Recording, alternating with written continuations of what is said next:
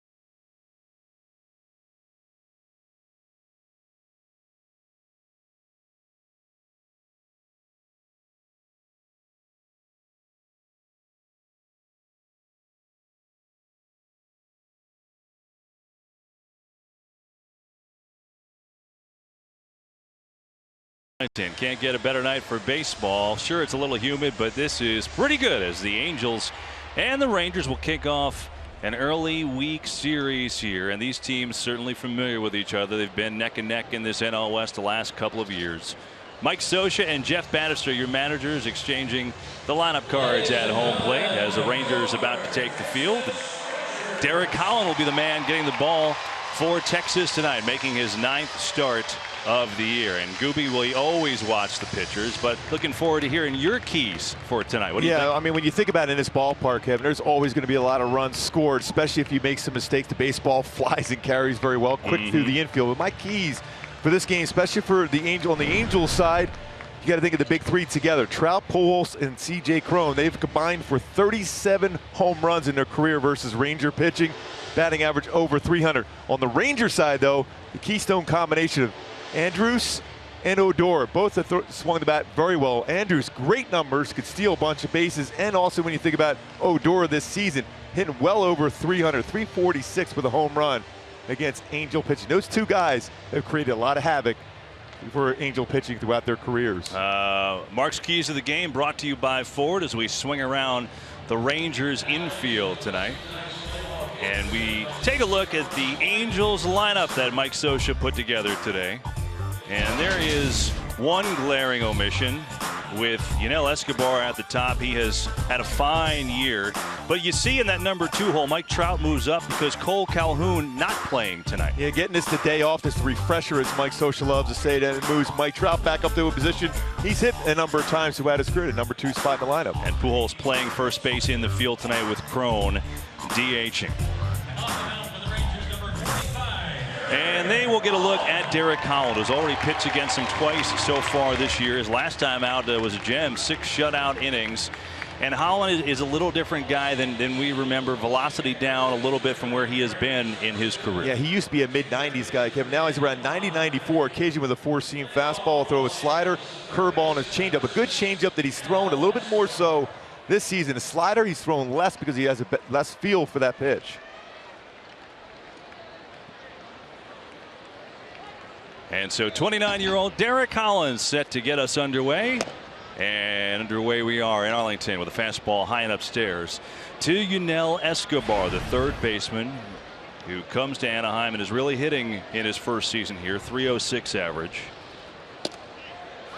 There's a strike. Holland, he really needs to work that inside portion of the plate when he's on. That's what's key for him. Yeah, he tries to keep the hitters from getting those arms extended. When he's inside, whether it's a slider or fastball, he's very effective. Out over the plate, not as much.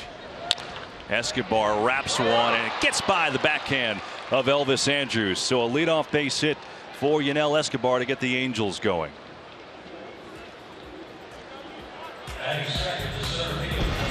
Look at this defense for the Texas Rangers. And you've got the guy at third base who is going to be a Hall of Famer. And you know what? Even at his age, he could still pick it just like he used to. Adrian Beltre. I mean, I grew up watching Mike Schmidt coming in on the baseball. I've never seen anybody as good as Schmitty. Well, Adrian Beltre is one of the best I've ever seen coming in on a baseball. Still great range and a very accurate throwing arm. You saw in there is Beltre. We take a look at Trout. There is a rookie just called up, Jared Hoying, in left field. He was called up. The Rangers made a slew of moves, which we'll get you in a moment. Hoying had a 5 RBI night in AAA last night. Welcome to the big leagues, kid. Out there starting. So you got to remember that in the minor leagues, you get 5 RBIs, you get a chance to come up to the show. That's pretty good as Trout takes a strike. 1-1 to Mike Trout, who, well, we said got off to that slow start. And everyone's wondering, boy, is he still one of the greatest players in the game? Answer yes. He's dominating as usual. 10th in the American League in batting average. Holland will take a look over at Escobar, who is not really a base stealing threat. And Holland doesn't give up a whole lot of stolen bases. 1 in 2 attempts this year. He's got 24 career pickoffs. So he's got a very good move, something that the Angels have known for a long time as far as not being able to try to steal and or go hitting run with him on the mound. They'll take a look at Escobar. He does not have a stolen base this year.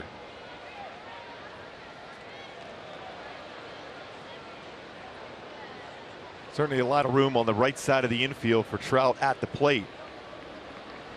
Modified shift on. Slices one into the stands. Well, tough to double up Trout. He's so fast, but the Rangers turn the most double plays in the league. We'll keep an eye on that. So here is Mike Trout in his career against Texas. Scooby, I'd say that's pretty productive. Yeah, I mean, when you think about the home runs he's hit throughout his career, a lot, 9 of them here at this ballpark. So he drives the ball very well to right center field. Great carry in this ballpark to that part. 1-2 and just misses inside. Crowd wanted a strike 3 call there. Just watching the last series for the Angels against Baltimore, they pitched him inside a lot. And you were seeing that right away from Derek Holland. Staying inside on Trout. Last 5 games, .421 batting average. Wow. Small lead for Escobar. 1-2 and Trout fouls it off. So where do you pitch Trout? You know, where exactly do you throw him the baseball? You can't pitch him in, you can't pitch him low. Where do you throw him? Well, the big thing is, remember a couple years ago, every pitcher was going upstairs. Well, now all of a sudden his batting average on high pitches has increased tremendously. So I think the big thing is you have to, with Trout, is you have to establish a fastball off the plate and then something soft down and away. 2-2 on the way. And Trout has worked this count full. So trying to go in, but Trout has fouled a couple off. And now all of a sudden we have a full count. Yeah, a lot of times on a full count you'll see the Angels running less than 2 outs under Mike Scioscia's club. But here again, because of his move, very difficult to do so.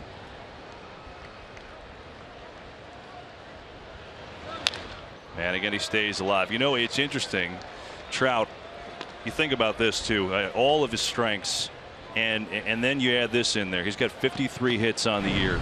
28 of them have come with 2 strikes. It's amazing what he's able to do, putting that ball in play with that number behind the count with 2 strikes on him.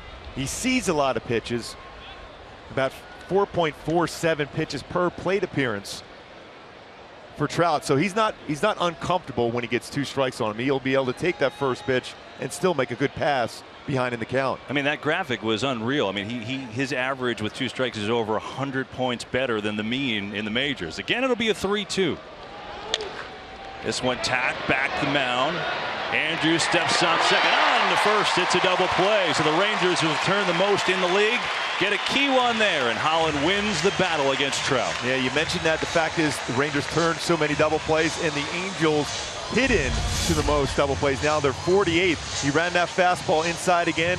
Trout tried to get the barrel, bring his hands in, unable to do so. And Andrews so good as far as fielding his position.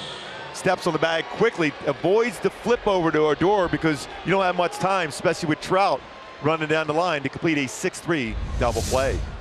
And so 2 outs now for Holland, and here's Albert Pujols playing first base, batting third tonight. And he takes a fastball for a strike. Well, yeah, we told you they turn a lot of them, and the Rangers hit into a lot of them. That's a pretty good formula, I guess, for the Rangers. Andrews, Odor, nice combination. And Pujols pops it up, should be easy. Mazzara in right, and Holland had a battle with Trout, but other than that, a good first inning after giving up the leadoff single. Rangers to bat.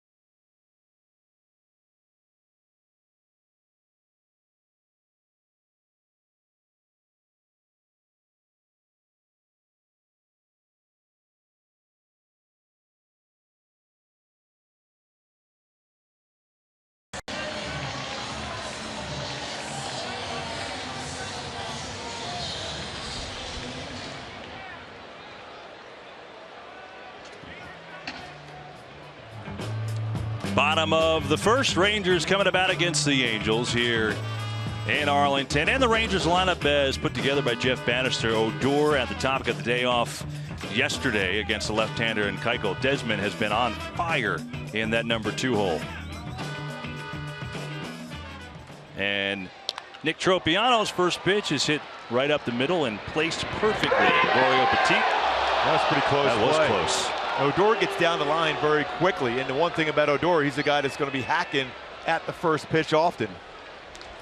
Steve Buechele checking in to make sure that Odor was actually safe on that one. He's thinking.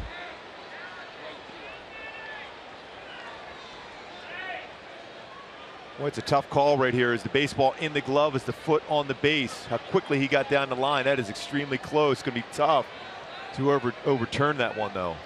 Yeah, especially with the call on the field out. That's been the trend. Stay with the call on the field unless it's conclusive, and it's very, very close. Surprising he's going to challenge that, though. They will challenge. So Jeff Banner says, wait a second, if I get my leadoff guy on, get something going early, might as well go for that. So Odor has not come off the bag, and we will see what New York says as Texas will challenge this play. One more look. And is the baseball secure in the glove as the foot is going down on the base? Is the heel on the base before the foot goes down on the base? That's the question. And again, if Rangers don't win this challenge, they're out of challenges then from this point forward. Pretty gutsy call by Jeff Bannister. I've seen him do that a number of times, and he's been right. So this is a tough one early on for the Rangers. Not having that anymore the rest of the game, potentially. Good time to show you our umpiring crew for tonight. Will Little has the play. Ted Barrett is the crew chief at first. He's the one that made that call. Hey, you know what? If it could be a game-changing play in the first inning, you get a guy on, all of a sudden could have a big inning. Looking at it, my gut is that he got there a hair after the ball got there. Yeah, I mean, and he's out, and they're out of challenges now. That's a tough one to lose a challenge on the first batter. I get it, because certainly with Odor, he creates havoc. But Bannister doesn't like it, and a close play as a shortstop Petit throws out Odor. So after all that, it's just a 6-3 in your scorecard. As an infielder now, you're going to know for the Angels, when you see Odor hit a ball on the ground, you better get rid of it quickly. Ian Desmond's the hitter against Nick Tropiano, and he takes a strike. Desmond has really found a home here. He's found some comfort after a very slow start. Since April 21st, when he was hitting 132, he's hitting 336, and he has really been hot, hitting with power and playing center field. And you know what, Gooby, playing it pretty well for a position that he never played before. He's athletic. He can cover some ground. And when you're moved from left to center like he has, without missing a beat at this point, he does have a strong throwing arm, so you're not able to take that extra base against him in the outfield as a runner. 1-1. And Desmond drills this one, and that one is going to go all the way to the wall. Ian Desmond on to second. He'll stand up there with a one-out double, his 11th of the year. And the one thing with Desmond, what you've seen from the difference now with the Rangers is compared at times with the Nationals, he has that open stance, closes it, but then opens it back up to be able to have coverage middle to middle in. And he gets the barrel of bat on that extremely well. When you think about his numbers on middle pitches so far this year, 486. Does not miss anything on that inner part of the plate, middle to middle in.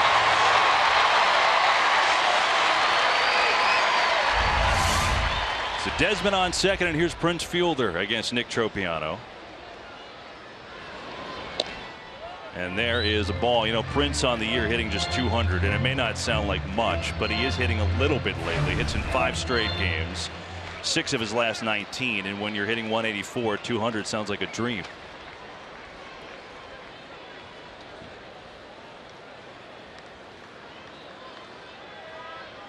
An interesting matchup right here when you think about it. Nick Tropiano, who has been very good, especially his last time out, went 7 innings, 2-2 with an ERA 3.30. A very good assortment of off-speed pitches. Fastball's around 89, 93, but a good curveball and a very good changeup and a split-finger fastball.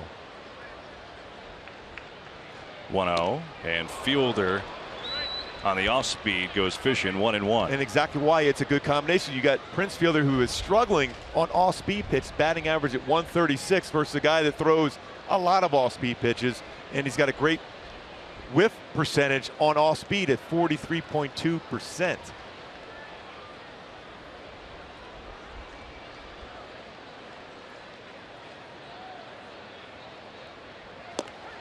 Big cut, and there you go again. Why not go back to it? Well, here we go with the Rangers, who lead the league hitting with runners in scoring position, and then you're facing a guy with Tropiano who, when guys are in scoring position, doesn't allow hits. So something's got to give. I think the big thing, Ken, when you look at him and watch him pitch, Tropiano does a great job of exploiting the fact as a hitter you're looking fastball. There's a lot of all-speed pitches. 1-2, and he does so again, but Fielder just got a piece, and so will stay alive. Both these teams have actually hit well with runners in scoring position this year. They've been opportunistic. And that's usually the time when the pitcher bears down the most, is with runners in scoring position, because you don't want to give up an earned run. That looks bad on your bubblegum card at the end of the year.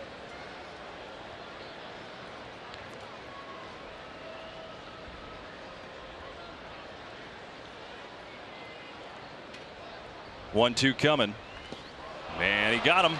So Fielder goes down on strikes. Steady diet, as you predicted, of off speed, and the first strikeout for Tropiano. And I always remember Prince Fielder, when he is on his game, he's very good on anything low in the strike zone. He can hit the ball extremely far to left center field, but he hasn't been able to stay back. See how his hip is opening up, front shoulders pulling off the baseball. Can't keep the hands back through the zone at that point, unable to make contact on all speed pitches. So Fielder retired for the second out. Desmond remains at second after the double, and with 2 down, here is Adrian Beltre. Knows a thing or two about facing the Angels in his career, as you pointed out the onset of the game. 36 career home runs against LA, and takes the breaking ball a little low for a ball.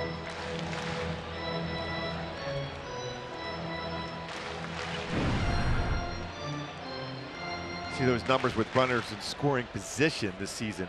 391. And with 2 out and runners in scoring position, 400. So you're thinking, if you're Tropiano, I'm making him swing at one of my pitches out of the strike zone. Even though in this ballpark you don't like to gift runners, but when you have a guy that productive, it's difficult not to pitch around him.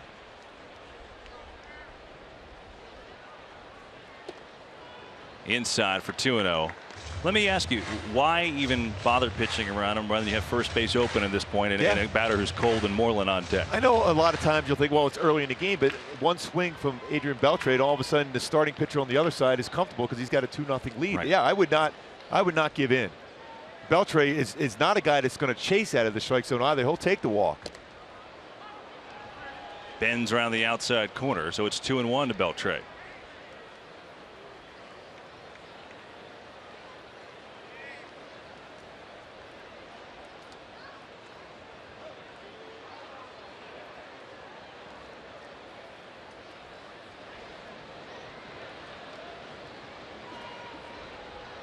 Two-one, 3-1 with a fastball. So Tropiano certainly doesn't look like he wants anything to do with Adrian Beltre, with Mitch Moreland waiting on deck, the left-hander.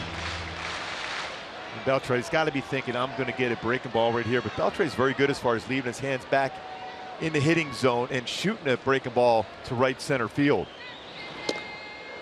Inside, just missed. Beltre draws a walk, and it's first and second with 2 down.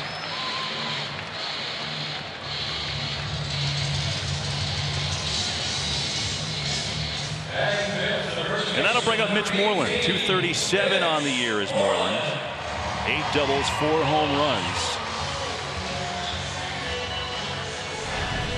But Moreland's last 10 games is only 5 of his last 31. So this is the batter you want to challenge here, not Beltre, and we'll see how Tropiano does. And the one thing, though, when you look at Mitch Moreland, he hits off-speed pitches pretty well down in the strike zone.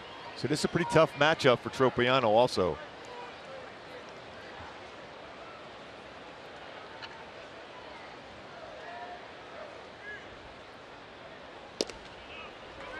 Inside and low, ball 1, and now a little meeting as Carlos Perez will go out and chat. The way he received that baseball, that fastball, it almost looked like it was a potential cross-up.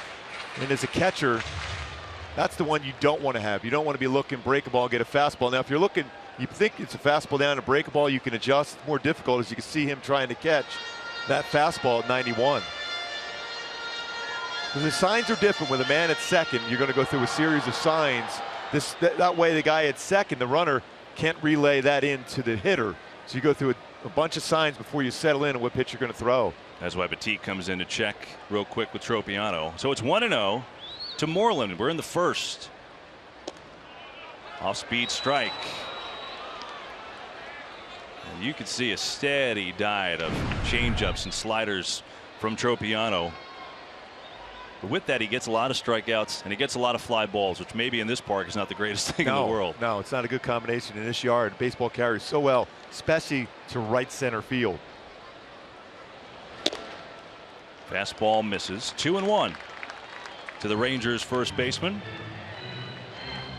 And the one thing to always keep an eye on with Tropiano, when you see him falling off towards the first base side of the pitching mound, that means his arm's dragging through and the baseball's hanging out there a lot longer for the hitter to be able to read the pitch, whether it's going to be a breaking ball or fastball. He tries to keep that front shoulder in longer.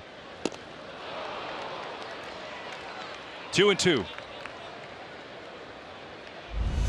And right here for Tropiano, keeping that front shoulder in, when he flies that open so quickly, you can see as a hitter, you can see the baseball just a little bit longer. Not that you have a lot of time to react on a pitch, but when you see the baseball a little bit longer out of the pitcher's hand, chances are better you can read exactly where the pitch is coming, whether it's off speed or fastball.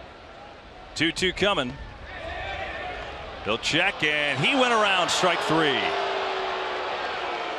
Angel Hernandez says, yep, Moreland went around, and the Rangers 2 on. They failed to score.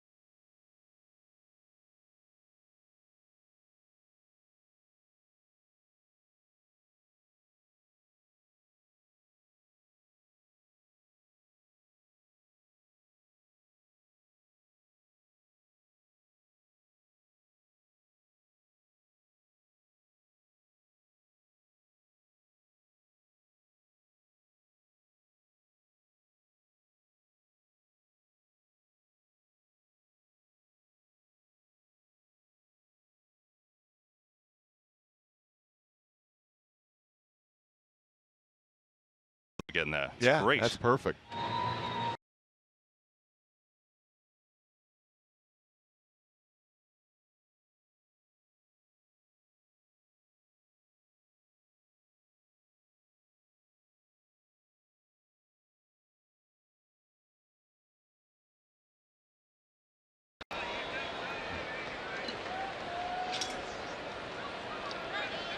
C.J. Cron leads it off for the Angels and takes a breaking ball for a strike from Derek Holland to start off the second. We are scoreless. Each team had at least one runner on in that first inning.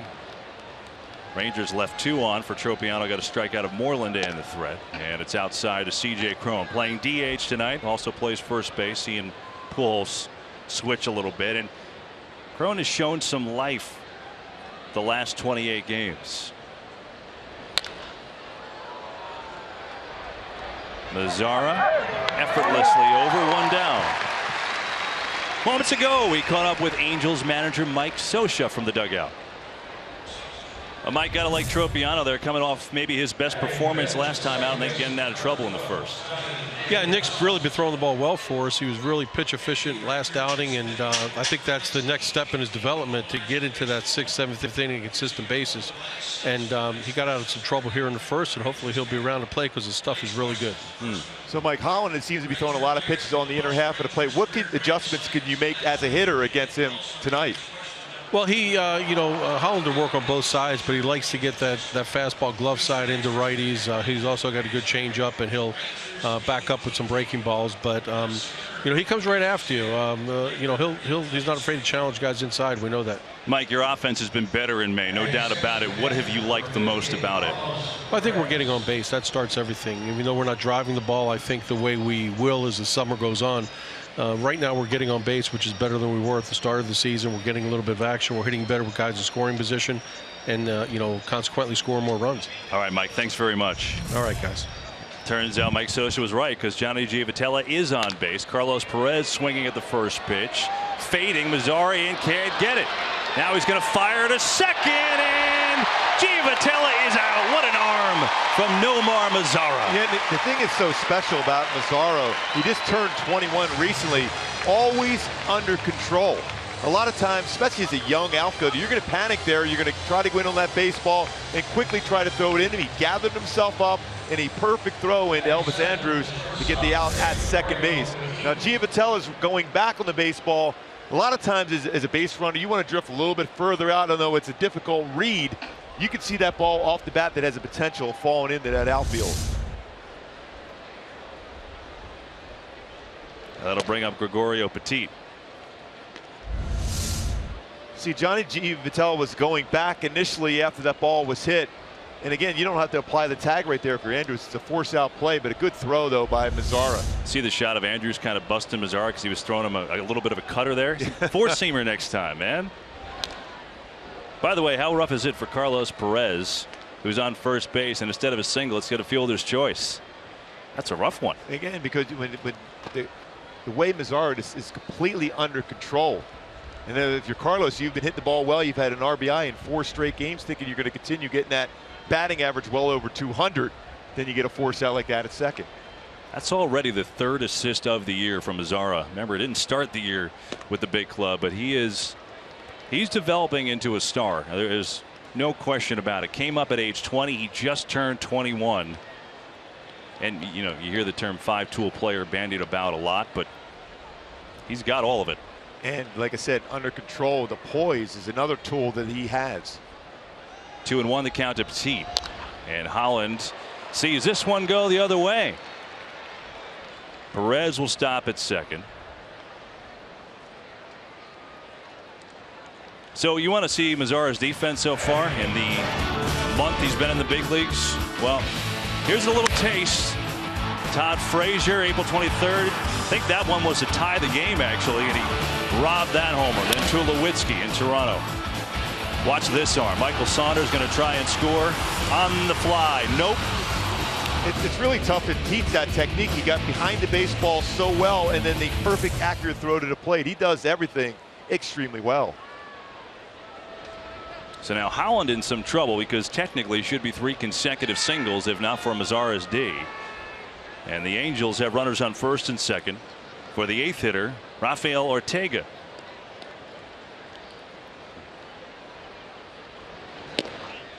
There's a strike. Ortega, 271 on the year, brings an element of speed, good defense to this team. The Angels have had so many players that are hurt, 10 on the DL, so because a couple of left fielders are on that DL, here comes Ortega. Yeah, he's got 4 outfield assists himself. He's a center fielder by trade. He's played left field. He's played a little center, but now playing right field because he has that right field arm strength to be able to throw out runners trying to take that extra base. A longer throw from right field than it would be from left field.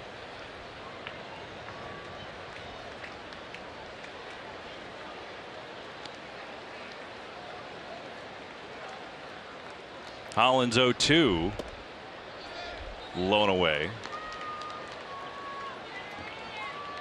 You see that batting average against Derek Holland at .395 with runners in scoring position. The reason why, in my opinion, is because his lack of feel for his slider. That would have been a perfect time for him to throw a slider there to Ortega. 0-2 pitch. Instead he went fastball and missed. Talking to people around the Rangers too, Holland he's got a lot with this knuckle curve that he's liked this year, but slider was a huge pitch for him earlier in his career. Doug Brocail, the pitching coach, on the left of your screen. Still got that big old goatee. He's had that thing for a while. Yep. And when you look at the batting average for left-handed batters against Holland, 259 this year. That's something you wouldn't normally see when he has a feel for his breaking ball, especially the slider. 2-2. Little tapper. This could be tough. Andrus, though, played it beautifully. The throw just in time. And Ortega, who can run, is punched out. So Holland gets out of trouble again. Angels fail to score. We're scoreless, heading to the bottom of the second.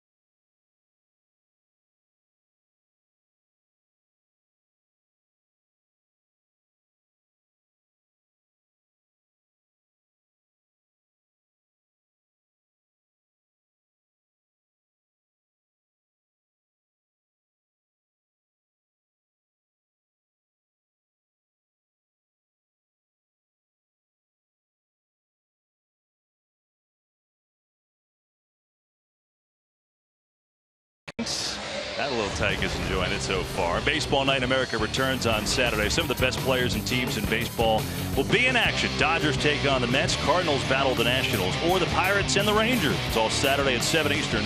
Only on Fox, or watch it live on Fox Sports Go. Elvis Andrus will lead things off for the Rangers against Nick Tropiano in the second.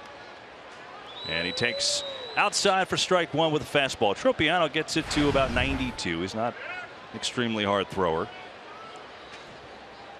Andrus had a nice offensive season so far. By the way, the Dodgers and the Mets are still pretty good friends, aren't they?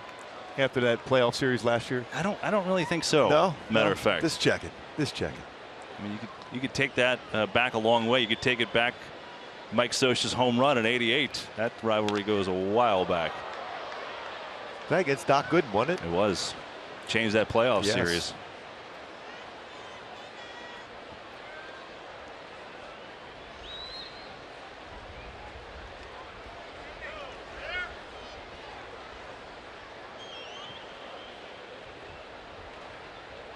1-2, and sliders away.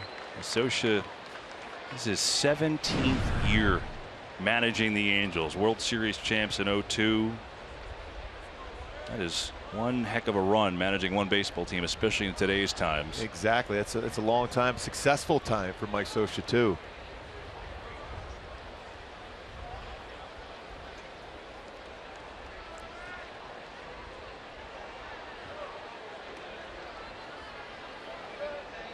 Two to Andrus.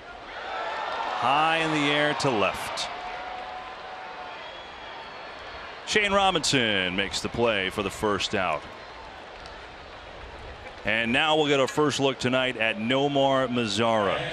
The 21-year-old came up April 10th, his debut actually against the Angels, and it was a Ranger loss, but all he did was go 3 for 4 with a home run. I remember that one well. I mean, the way he stayed back on the baseball so well.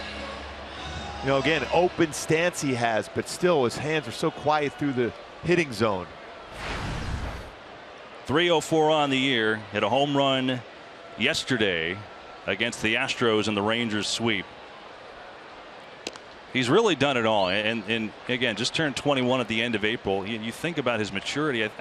He was one of the best prospects in baseball, so that's not a surprise. But the amount of success this early and how he's handled it, it's got to be at least a little surprising. He's handled everything beautifully. I mean, just turning 21. He is second among American League rookies, the team's minor league player of the year last year, and the youngest player in the major leagues. I think part of it goes back to Adrian Beltre, how well he kind of keeps this clubhouse for the Rangers in order. If you're a young player, you have a guy like Adrian Beltre who's on his way to the Hall of Fame, brings you aboard and has a good conversation, allows you to just fit right in with the team right away. Called strike as Mazzara watched it all along. Well, keep going like this, you're going to be mentioned nationally among the young great stars in this game.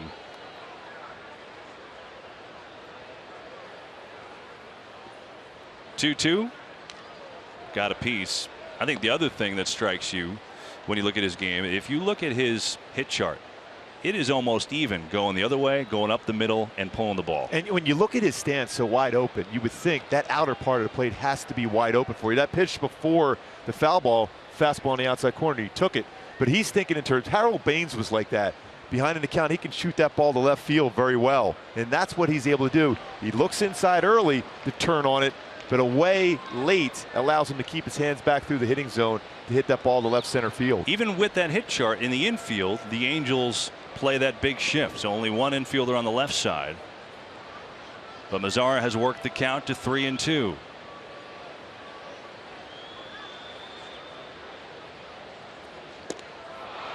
Got him off speed from Tropiano. And already Nick Tropiano has 3 strikeouts. Again, we talked about that highest whiff percentage on off speed for Tropiano. 43.2%, which is 7th best in the major leagues. You can see why. You're thinking fastball, the pitch before, fastball. Then you come back with an off-speed changeup. Now he'll throw a split finger fastball and a changeup. Doesn't happen too often when you see pitchers throw both. Usually they'll throw the split finger as your changeup. He has both of them. Here is Jared Hoying now making his debut, and a big swing and a miss. Rangers had a bunch of moves today, and they put Shin-Soo Choo on the DL with a hamstring. They put Drew Stubbs on the DL with a toe injury. Joey Gallo was called up. Not sure if he's here yet. That was a late call. But then Jared Hoying, 27 years old. And when you're a youngster getting a chance up here at the big league level, the first game here, just getting here, you're looking fastball. So it's a wise decision so far. A lot of off speed because you're geared up. You want to get that knock coming up right away. Hands are coming through the baseball, and that's what happens to you when you try to make contact with all speed. That was Gallo, by the way, so he did get here in time for the game. So yeah, so all those moves for the Rangers, but Gallo's been working at first base. And it's got a wake-up call from Elvis Andrus. Yes. Hey, you're on TV. Smile. I'll tell you what, he has unbelievable power. When he makes contact with the baseball, it is screaming off the bat. Back up the middle, but Tropiano with the behind his leg save, but then the throw and the catch can't be completed. Goes a little away from Pujols, who couldn't haul it in, and assuming that's an error, although Hoying would love to have his first base hit in his first major league at bat. Almost looked like Albert got his, the footing wrong going to the base. Knocks it down with the foot. The kick save and a beauty. But then the throw, and Albert didn't quite get to the base when Tropiano threw him the ball, because he had some time. But a lot of times in the play like that as a pitcher, you panic a little bit thinking you got to get rid of the baseball quicker. This knocks it down right away, tracks the baseball, and stands up and then makes the throw. And Albert didn't quite get to the base at that point, and then had his footing off. So which it is unusual. Sorry, Mark. It is an error on Tropiano, and that allows Hoying to reach base for the first time after his first major league at bat. And here comes Bobby Wilson.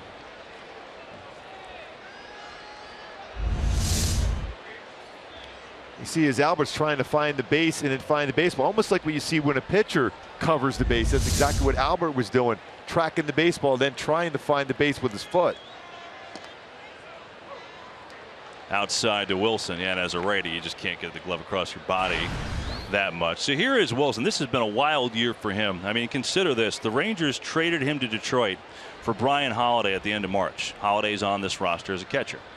Well, then the Rangers went out and got Bobby Wilson back from Detroit. That's a foul ball. That happened May 3rd. And then a few days later, the Rangers played Detroit, and Bobby Wilson hit a grand slam against Detroit. I mean, that is a wild 5 weeks. Yeah, and he has 2 grand slams now. 2 in 1 week, which is amazing, because he came up as an Angel, the guy that was very good behind the plate, calling the game, good hands, but to have 2 grand slams in a 7-day span against the Tigers and then against Toronto, unbelievable for Bobby Wilson. Who says you can't go home again? Yeah. I mean, perfect example, right? All this happened, by the way, because Robinson Chirinos has been out on the DL. They're starting catcher, so that he's a very good catcher, good defensive catcher, occasional power for the Rangers. And when you put it in perspective, the Rangers didn't have a grand slam last season. Bobby Wilson 2 in a week. That's not bad. Chirinos fractured his forearm after the first few games of the year, so that's why they went out and got Wilson.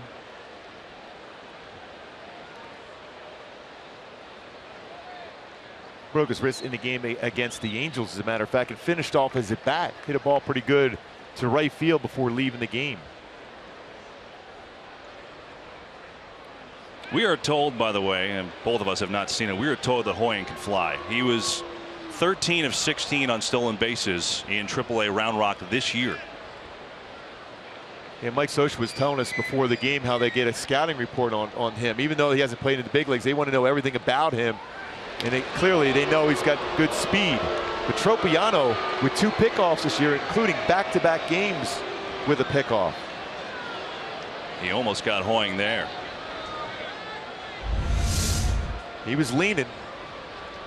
Hoying goes to that back part of the base. That's a longer tag for a first baseman, especially a right-handed throwing first baseman. With the tag back, you go to that back part of the base, and just barely looks like he gets his hand in. Oh, I don't know. I don't know if he got his hand in there. Pitch out. So they were very aware of Hoying running. The other thing for the Angels in this run defense is that man right there, Carlos Perez. Very good at throwing runners out. His last 2 years here in Anaheim, 39% throwing runners out, which is second best in the American League. Yeah, quick release, great transfer from the glove to the throwing arm for Carlos Perez. Calls a very good game, but also his release extremely quick. Another look this time. They got him. What a job by Tropiano. He worked and he got his man.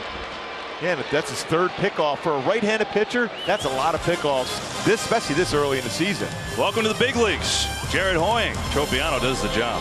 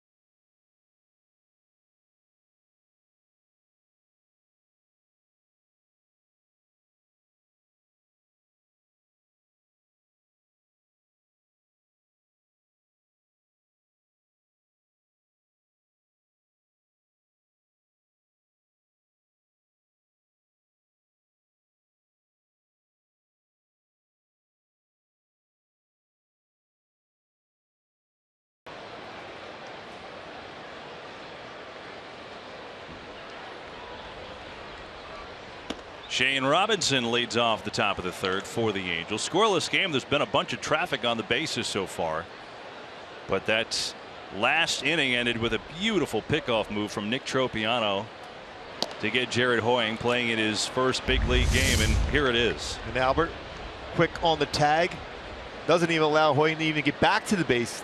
Tries to get that hand in there. This time it's on Albert's foot, and he applies the tag. Again, 3 pickoffs this year for Nick Tropiano. Good move for a right-hander as Robinson takes inside. 2-1 to the former Cardinal. Picked up by these Angels, just looking for bodies with 10 players on the disabled list. Nava and Gentry, those left fielders, out. 2-2. Yeah, both these clubs have dealt with some serious injuries. A couple years ago, even in the last year, the Rangers, a lot of change, especially in their rotation and some key guys going down. The Angels right now with 10 players on the disabled list. Fouled back.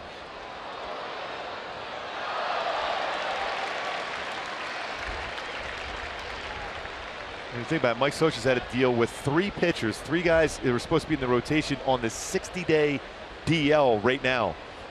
Garrett Richards, Tyler Skaggs, and you got C.J. Wilson, and actually Andrew Heaney also. That's really rough, considering that could be 4/5 of your rotation. This is the list. I mean, your closer, your starting shortstop, your platoon left field, which you had to start the season, is gone. Skaggs, who many predict could be a second or third starter in this league. Your catcher, Giovanni Soto. Anything else? I mean, that's a lot. Well, Houston Street could be back pretty soon. He's going to throw an assignment coming up on Friday to a simulated game today. So he could be back potentially by the weekend. And then you got C.J. Wilson, who's going to Inland Empire, pitching in a game 5 innings or so on Wednesday. So he's not too far away himself from being back in there. But Giovanni Soto has really done a great job, former Ranger himself, hitting the ball and catching the ball for the Angels this year. It's been a nice surprise. So players use, somehow the other teams have more. The Braves and the Twins, who are both not very good this year. So, and Cincinnati's in transition themselves. So those 3 of those 4 teams that really weren't supposed to be in the conversation for potential playoff spots. Shane Robinson went the other way. He was going to first. He should have headed back to the dugout. 9-pitch strikeout for Hollins. That's his first tonight. And we talked about it, his ability to throw the fastball inside, and it's a real good job by Bobby Wilson. That's a catcher getting his strike call. You see him bring that back to the inside corner, give the illusion to the home plate umpire that is indeed a strike. Not to Shane Robinson was it a strike, though, no. but to Bobby Wilson, the way he brought that back in there, a very good pitch framer. Back to the top of the order with Escobar. Third baseman swings at the first pitch. And Odor puts him away, so 2 down for Derek Holland.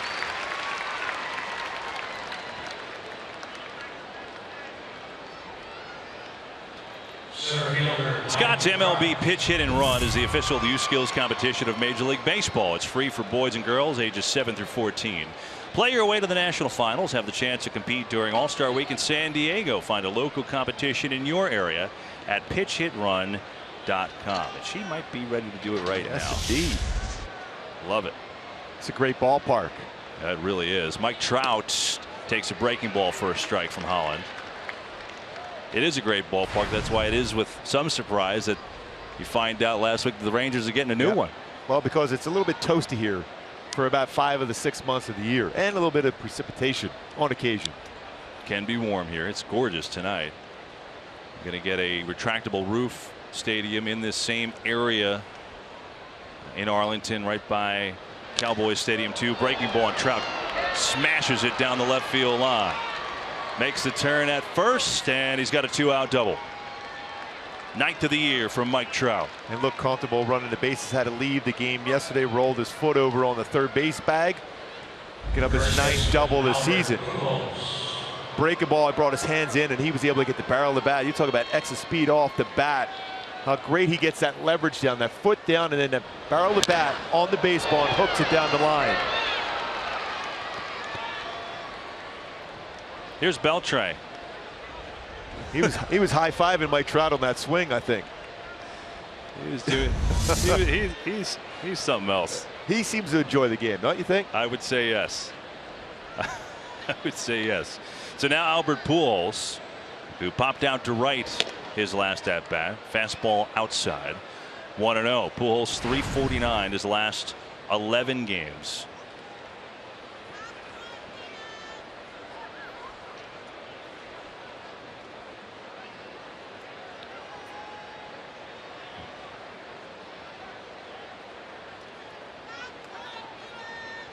Time is called. You know, Pujols' numbers may all be down. His batting average on the year only 228, but I'd still take him with runner in scoring position. That's for sure. And he has a game plan every time. He knows exactly what the pitcher's going to try to do against him, and he always seems to be able to get the barrel of the bat on the baseball, no matter where located. That one located beautifully on the inside corner. It's 1-1. But here's the stunning thing from Pujols this year. You look at anything you want, the batting average. 14% line drive percentage is 4th lowest in the game. I mean, that is stunning because all he ever hit, especially in his Cardinals days, were line drives. And that one is hit hard enough, that's for sure. That is not a line drive. That is a bomb. 2-run shot for Albert Pujols. I think he got mad at you for moving that up there. He's angry. That baseball went a long, long way. You're talking right at that 390 sign in left center field. This is the big part of the ballpark, left center. And Albert, talk about some distance. These two so important as far as scoring runs for the Angels. Trout a double, and Albert Pujols a 2-run home run. Even Mike Scioscia gave Albert Pujols a wow. See a fastball in. And Albert's been a much better hitter on pitches that are at least thigh high or belt high. Low strikes, tough time. That was thigh high, and he hit it out a long way. Who needs line drives when you can hit balls into orbit like that? Gooby, that's the lesson learned here. That's almost like a Brad Lidge type home run we saw in that playoff series against the Astros a few years ago when he was with the Cardinals. Yes, indeed. For Pujols, career home run number 569, which ties Rafael Palmeiro for 12th all time. Amazing, just the number of extra base hits throughout his career for Albert Pujols.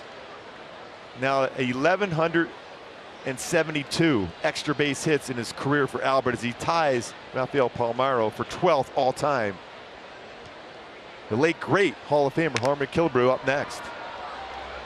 Speaking of majestic home runs, Killebrew, wow. Oh yeah. He likes hitting at this place. Globe Life Park, 296, 12 home runs. Remember, he had that 3 home run game in the World Series when he was with the Cardinals, and Crone belts one foul. So again, Holland likes to pitch inside. Mike Scioscia talked about that at the bottom of the first inning, and the adjustments being made. If he misses out over that inside part of the plate, it becomes a very hittable pitch. He needs to mix in his changeup more often. There's a strikeout of Crone. Second strikeout of the inning for Derek Holland. But Albert Pujols with a 2-run home run, and it gives the Angels the lead.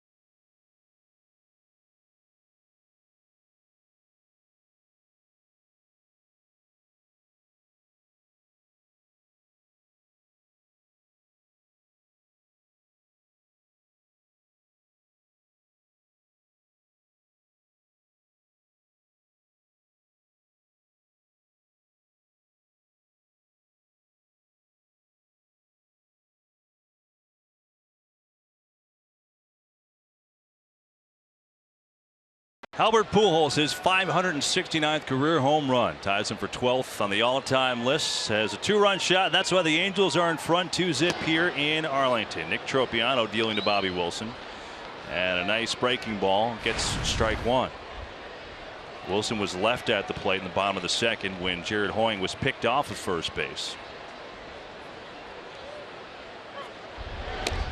Inside, Tropiano so far has struck out 3. And Gooby, for a guy that doesn't throw really past 92, his strikeout rate of 9 per 9 innings is pretty darn good. Yeah, he shows his fastball to set up his off-speed pitch. Generally, you think of strikeout pitchers as fastball pitchers. They throw the breaking ball to set up that high fastball, like a Noah Syndergaard, something like that. But it's just the opposite way for Tropiano. He shows his fastball, make you at least respect it, and then gets them out with off-speed pitches. 2-1 coming. Jammed him. Perez barely has to move, and there's one down. Game break time. We go to LA and say hello to Chris Myers.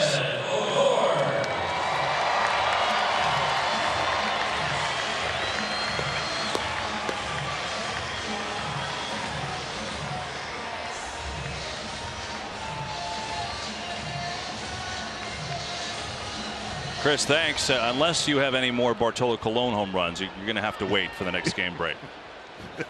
You believe that one? David Wright had a big game-winning hit the other day. He's been struggling at the plate, but it's good to see him swinging it again. Sure is. Captain America. He is the face of that team, dealing with back stenosis, so it hasn't been easy for him. Rougned Odor grounded out to short in a hotly contested play, so much so it was reviewed his first time up. Jeff Bannister lost that review. Odor, this will be an interesting week for him because the hearing tomorrow from that fight with Toronto. So they'll have the hearing. It'll probably take a day or two. The Rangers have a day game Wednesday, off on Thursday. So the feeling is come Friday, Odor will be serving some sort of suspension. And the trick there is that the team can't replace him on the roster, so the Rangers will have to play a man short until he comes back. Yeah, and that's the thing, and that's going to be a difficult task for Jeff Bannister, who's done a very good job mixing and matching himself with a lot of guys being injured so far this year. I'll tell you what, Odor is one of my favorite players. This kid is strong. You're talking, he's got 19 extra base hits. He can steal bases. He plays defense very well. He's got a strong throwing arm, and he can take care of himself. I see what you did there. Yeah. Popped up, though, and this is the same exact thing from the last batter. Carlos Perez barely has to move, and quickly 2 away for Tropiano. The best seats at every ballpark for every game. Visit MLB.com/tickets today. Great shot of Globe Life Park. It's a fantastic night in Arlington, Texas. Glad to have you along with us. Mark Gubiza, Kevin Burkhardt, our entire FS1 crew tonight. Well, Angels Rangers NL West rivalry going on. 2-0 LA on the Pujols home run. Desmond takes fastball, strike one. Desmond doubled his last time up, his 11th double of the year. Came in 8th in the American League in runs. See how quiet he is at the plate too. He's a little bit open stance himself, and you would think again the outer part of the plate is open for you as a pitcher. Now, beginning part of the at bat, I think it is, as the at bat increases as far as pitches thrown, then he starts looking away, and he can drive the ball very well to right field. Looked like he was going to go, but takes, and it's 1-2. And see how they line up against Desmond. A little bit of a pull on the infield, but a little bit the other way in center. 1-2.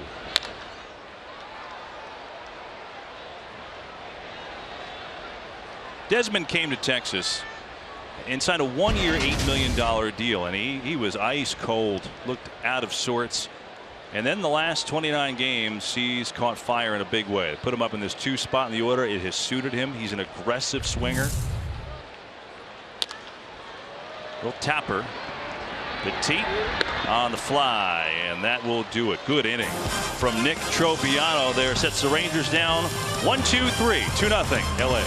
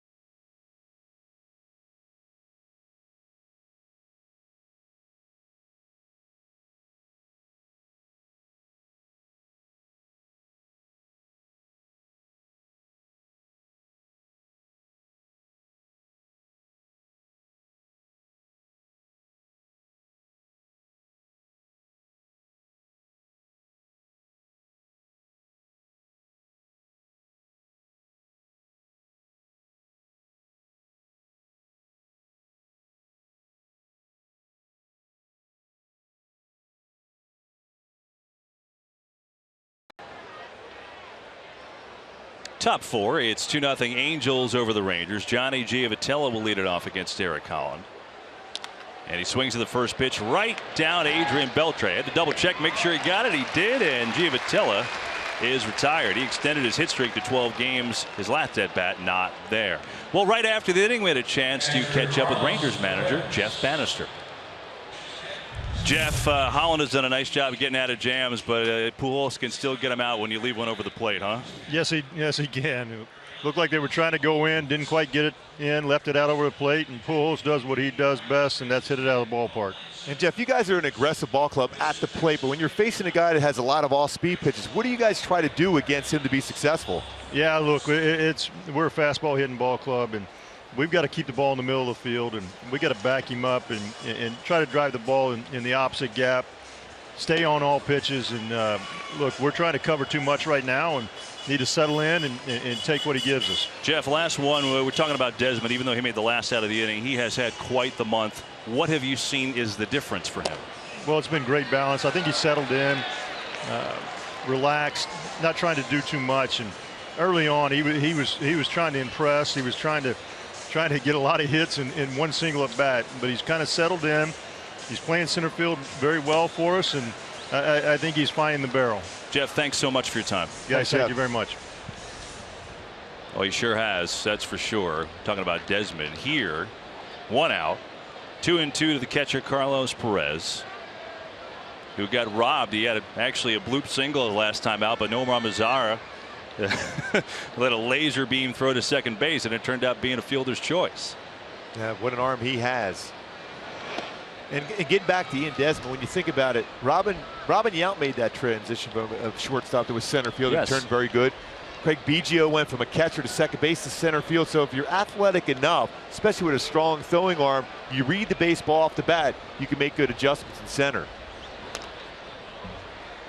Errors have been a problem always for him at shortstop. I mean, 27 and 24 the last couple of years, and yeah, he's made a couple this year, but folks around here feel like he's done a nice job. But he started the year in left, but I think he's better in center defensively. Delino DeShields started there, was sent down, and now it's Desmond's role. 3-2 coming, and Perez hangs in and fouls it off. Left field in this ballpark is not an easy thing to do, especially when you make an adjustment as an infielder to left field. Center field, not that it's easy there either, especially when the baseball's hit right at you. But even talking about, I know Josh Hamilton was in the news here today. I asked him which position in the outfield that he liked playing most here in Texas, and he said center field. You see the ball better. Little cue shot, Odor, and there's 2 now. Well, you see the ball better. Why else would left field be more of a challenge? Because certain points of the game early on, the sun comes right down into the eyes of the left fielder early on in the game, and then you have to deal with the corner and even the way it goes out into left center field. So it's not an easy position. And of course, you know, with the way the stands are set up, the baseball off the bat seems to be able to catch it, and it's more difficult to read off the bat for a left fielder as compared to necessarily for a center fielder. Yeah, that's where the sun kind of comes over that roof. And sometimes those lights can look just like the sun.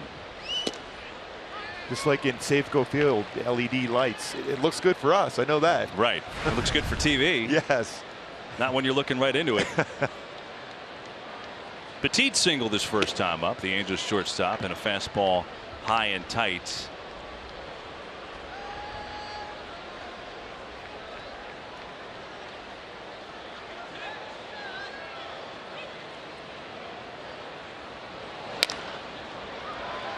One and 2. Told you about the ballpark that the Rangers are going to get. It'll be here in this same area of Arlington, other side of the parking lot. There is a rendering. It'll be left of AT&T Field where the Cowboys play, that giant dome. It'll be somewhere around there, back of this parking lot, and eventually, with Jerry World and this new ball, you have to think hotels and restaurants and the whole bit, right? And you got Six Flags, the amusement park right around here. There's going to be a lot of activity in this area. Tell you, this place is nice, though. Globe Life Park. It is a great place to watch a game. A little hot in the summer, but that's Texas. 2-2.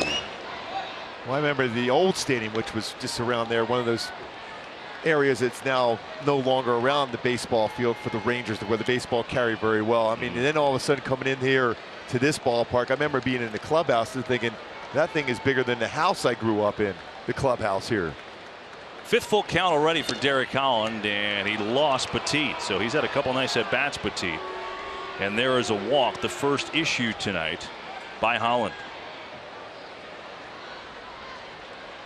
That'll bring up the right fielder, Rafael Ortega, who grounded out to short his first time up.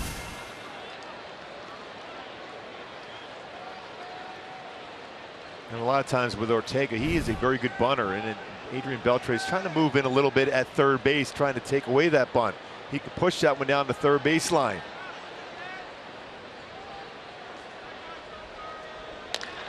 Tapper over the mound. Andrews will take it all his own. And so Holland, after surrendering the home run last inning, has a good 4th inning. Bottom 4 we go. 2-0 Angels.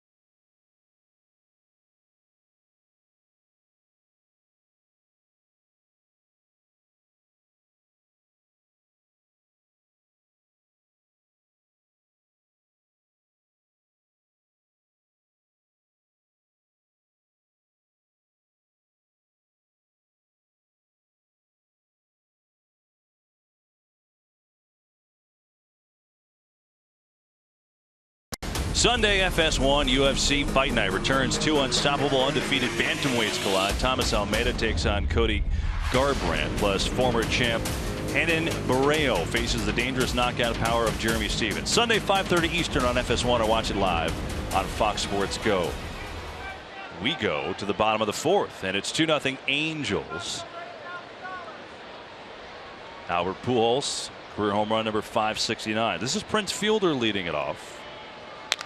And Prince Fielder gets into one, but that's going to go foul. Well, that's been something that's really lacking for Prince this year, the power. Yeah, the thing is, when you watch that swing right there for Prince Fielder, as far as his timing mechanism, he's getting his foot down. See how he's getting that balance, and then the foot down, and then bam, barrel the bat, just pulled that one foul. It's all about getting the timing down as far as that foot being down and clearing those hips to be able to get the barrel of the bat and just pull the foul. He hasn't homered since April the 20th. He's only got 2 on the year, and you know, Gooby, this guy hit 50 home runs, 46 home runs, 38 home runs. Last year he had 23, but he still drove in 98 and he hit 305. And great power to left center field. Yeah. Not only pull power, but the other way. So it's been kind of a baffling thing. This is the last home run for Fielder, as we mentioned. Off the breaking ball, and Scott Feldman and just golfed it out of there. That's what you're used to seeing from Prince. Just haven't seen it this year. That was some serious distance on that one. He's got that. 2-2. Watches that fastball go outside.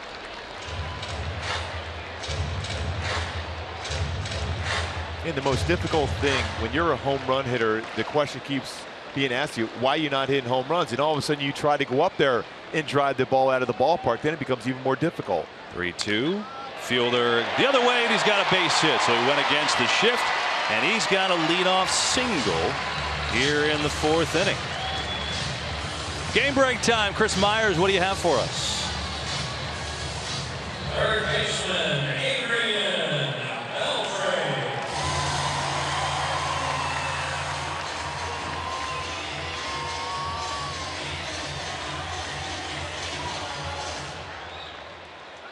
Tigers are playing better baseball of late. Castellanos is having an unbelievable season as far as he used to be a guy with good power but had a swing and miss in his game. Not anymore.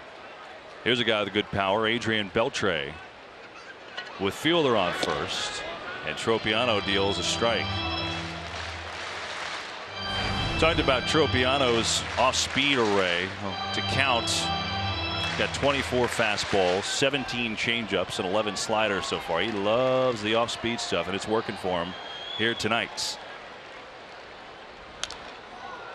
Boy, an interesting thing about that, whenever most sites will say it's a slider, but when you talk to Tropiano, I say the same thing every doing the games for the Angels. That's a pretty good slider, and he goes, it's a curveball. So that's the thing. He throws a curveball like that, but he can change speeds with his curveball slash slider. It's like a slurve, a combination of the two, and that's why it's so effective, changing speed within the breaking ball itself. I guess you use breaking ball. That's the better term. Yeah, some guys, they have that tweener pitch, right? Yes, exactly. And a lot of, when I was pitching back in the day, everyone thought at times it was a hard curveball, but it was a slider. Just a matter of getting around sometime with your wrist to create a bigger break to it, but it was still basically the same pitch. And as you get along in your career, you can learn how to change speeds on your breaking ball, which becomes extremely effective. 1-2 to Beltre, and fights it off.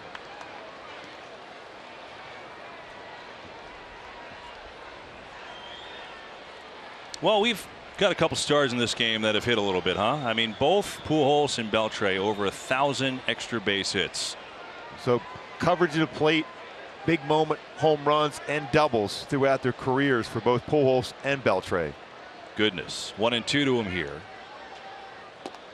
Outside. If you're Pujols at this point, why even bother holding on Prince Fielder? Yeah, I mean, as soon as the pitcher comes in a stretch position, then you start drifting out. You should at that point, because you can see how much ground there is to cover on that right side of the infield, and Beltre does hit the ball very well that way. Beltre down to his signature one knee. So him hit a home run like that. He's done it so many times in his career. It's amazing how he's able to do it. It's basically, that tells you how strong he really is. I mean, most home run hitters use their lower part of the body to create that lift and power on the swing. But he's a guy that sometimes just does it all with wrists, and he makes a lot of contact. Look at that ratio as far as strikeout per plate appearance. When you think about a home run hitter, you would think more strikeouts. 2-2. He stays alive again. Here's what we were talking about. This is unbelievable.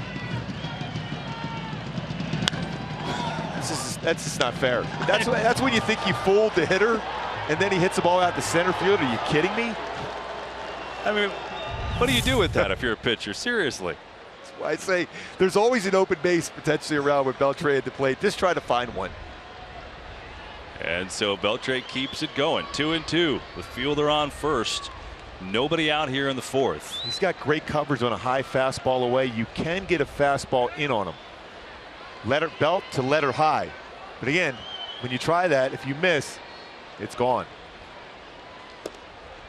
And he watches that just outside, and the count goes full. That's why you don't strike out a whole lot.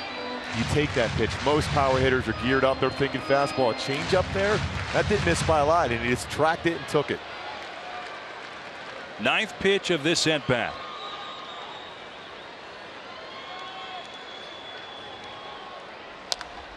Check swing, and it's going to go for a base hit against the shift. So 2 base hits against the Angels shift in this inning, and 2 on and nobody out for Mitch Moreland. And the Angels shift quite a bit. 414 shifts coming into this game. That's 6 months. And we were talking to Mike Scioscia before the game just about that, how all the data they have as far as giving their pitchers the best opportunity to get outs. Well, that's just a perfect piece of hitting. But again, if your second baseman is playing his normal position, that's a double play ball. Did he do that on purpose? Knowing him, He probably did. Yeah. Especially, it was such a good pitch. You know you can't hit that ball out of the ballpark. You're just trying to make contact. We showed that graphic. He doesn't strike out a lot. He committed to his swing and committed to just putting the ball on the ground. So here's Moreland, who's been struggling badly at the plate. Struck out his first time up. And swings at the first pitch and fouls it off. Moreland's 0 for his last 12. So Tropiano, who's been pitching well tonight, had Fielder 0-2, base hit. Had Beltre 1-2, a lot of foul balls, and then a base hit. Yeah, a couple starts ago, we were talking about, even before our game, Nick Tropiano had a number of 0-2 counts. 6 of them. He ended up throwing 23 extra pitches after being ahead of the count 0-2. Ideally, if you're a pitcher head 0-2, 1 or 2 more pitches in that at bat, and you should be able to have some type of result, either an out or the guy gets on base with a base hit. So he's had 2 and so far 7 extra pitches thrown. When you're trying to limit that and keep yourself in the game to be able to get a decision. When you see a lot of pitchers with a lot of no decisions, that means they're out of the game 5th or 6th inning, where most of the majority of games are won or lost late in the ball game. Is that where the lack of a dominating fastball comes in? Yeah, exactly, because eventually they'll just lay off, you know, they're going to try to either foul off that breaking ball or make him throw for a strike, and he hasn't necessarily thrown that off-speed pitch for a strike yet. And at 0-2 once again. Now see how many pitches it takes Tropiano to get the job done, or Moreland fighting off some tough ones. Oh, there's one. Tracking an off-speed pitch. So the off-speed, which was working so brilliantly the first 3 innings, the Rangers are appearing to catch up, even though Beltre had a little check swing. It's interesting what Jeff Bannister said after that 3rd inning, how he said that the guys are going to try to shorten it up and think in middle of the field and go the other way on that off-speed pitch, and so far it's been successful. Moreland, though, goes and chases, and he's down on strikes. And so the 4th strikeout for Tropiano, and there's 1 down. Now that swing right there was a swing from a hitter who's struggling and was looking off speed, because that was a 90-mile-an-hour fastball, not necessarily overpowering, but it was upstairs, and you could see what he was trying to do. He was thinking off speed. That foot is down, and at that point cannot catch up to a 90-mile-an-hour fastball. He's anticipating off speed, and that baseball's by him. Elvis Andrus will be the hitter, and it bears repeating now with 1 down. Part of the success for Tropiano this year, he's dominated with runners in scoring position like there is right now. There's a strike. I mean, the league 132 against him coming into tonight, 3rd lowest among qualifiers in the majors. Tonight 0 for 3.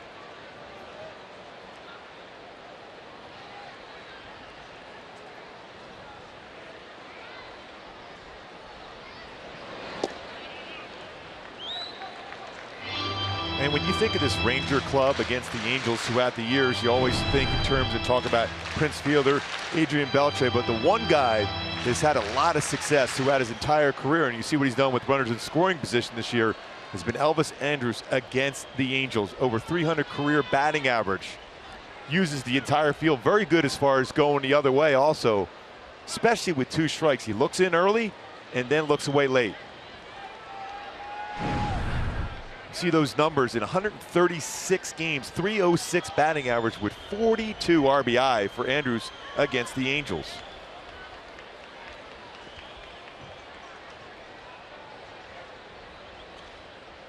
$15 RBI on the season. Certainly a chance for more here. Down low. 2-1 to Elvis Andrus. Does have an 8-game hitting streak. Defense would love to get 2 here.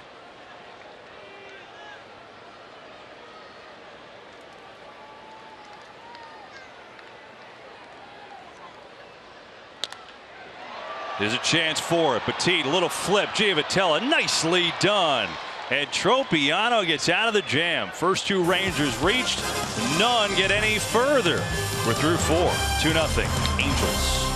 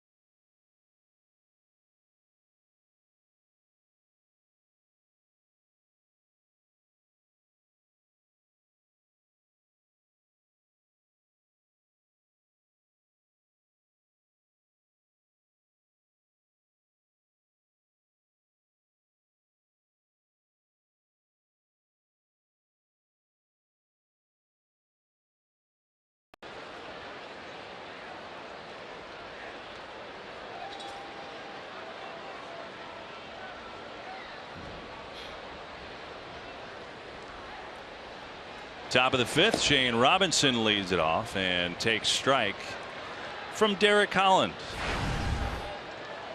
Robinson thought he walked in his first at bat, but ended up a strikeout victim for Holland, who struck out 2 Angels tonight.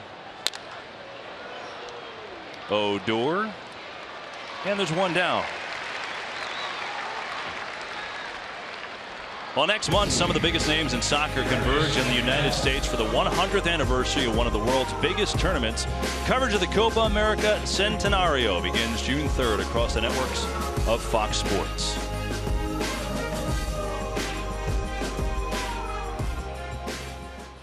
When are you going to start reading promos?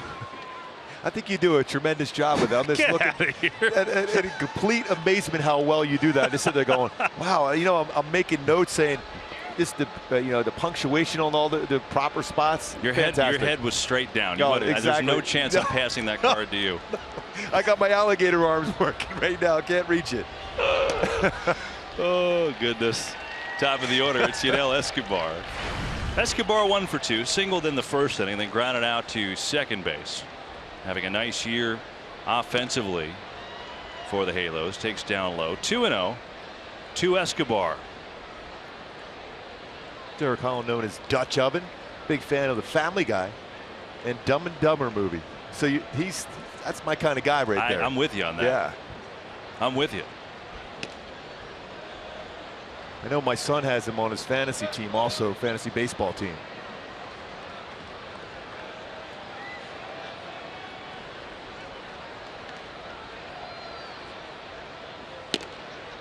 Strike to Escobar. Well, Holland, it's been a tough run for Derek Holland. It really has. I mean, especially the last few starts. You know, his last start in Oakland turned out pretty well. 6 innings, 3 hits, 2 runs allowed. Escobar, big cut and a miss. But then the 2 starts before that, 2 1/3, 8 hits, 5 runs against the White Sox. And then at Toronto, the team that just gives him fits. 2 2/3, 11 hits, 11 runs. So he's trying to just get back to finding some sort of a groove. I don't know why he doesn't throw that fastball more often. When you're seeing 93 in a hitter's count, and the hitters are late on it, then 94, he seems to be trying to establish cutting that fastball in. 93, 94 from a lefty is very difficult to square up. I think he's got to go back to that mentality of going after guys and challenging them upstairs. Just like that one. You go upstairs at 93, he's got good mechanics. Stays back on the pitching rubber very well. Go back to power fastball up, followed by a changeup down and away. Broquel does a nice job as far as the pitching coach for the Rangers. And he got him on your call, 94 miles an hour. It's kind of an angry 94 upstairs with that fastball, and that's what he has to get back to. He's a very good competitor. You remember a few years ago in the postseason, he was fantastic for the Rangers in their runs to the World Series. Good fastball, 4-seam fastball above the belt for a swing and miss against a guy that doesn't strike out a lot, and Escobar. You see, he was not expecting that. So the 3rd strikeout for Holland, and now it's Mike Trout. And there's another one. And you can see that sound of that pop on the mitt. What do you think about 7 combined strikeouts in the last 5 starts? That's just, you would think when you look at his stuff, that's almost impossible to do. Trout ripped a double last time. This one hit on the screws as well, and it falls in for a base hit. So a 2-out single for Mike Trout. And that'll bring up Albert Pujols, who's done the damage in this game. A 2-run monstrous home run in the 3rd inning.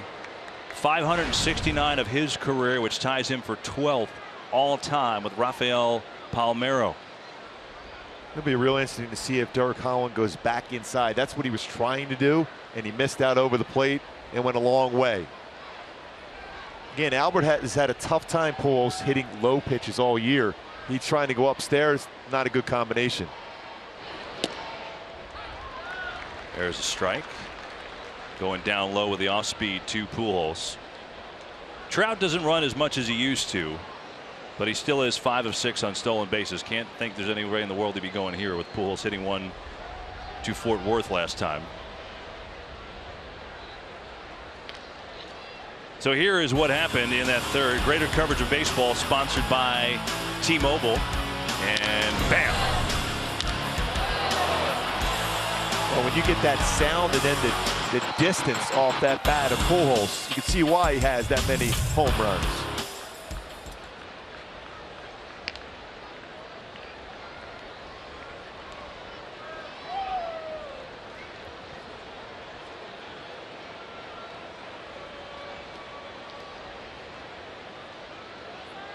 Oh, 1 comes inside, misses inside.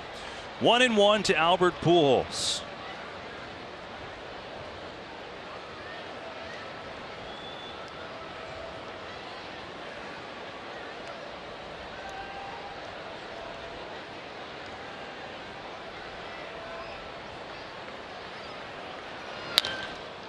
Hit hard, but right at Odor, playing the shift on the left side of the bag, and Pujols is retired, scored 4-3. So the Trout single, he's left on, but Hollins through 5. We're halfway home here in Arlington. 2-0 Angels.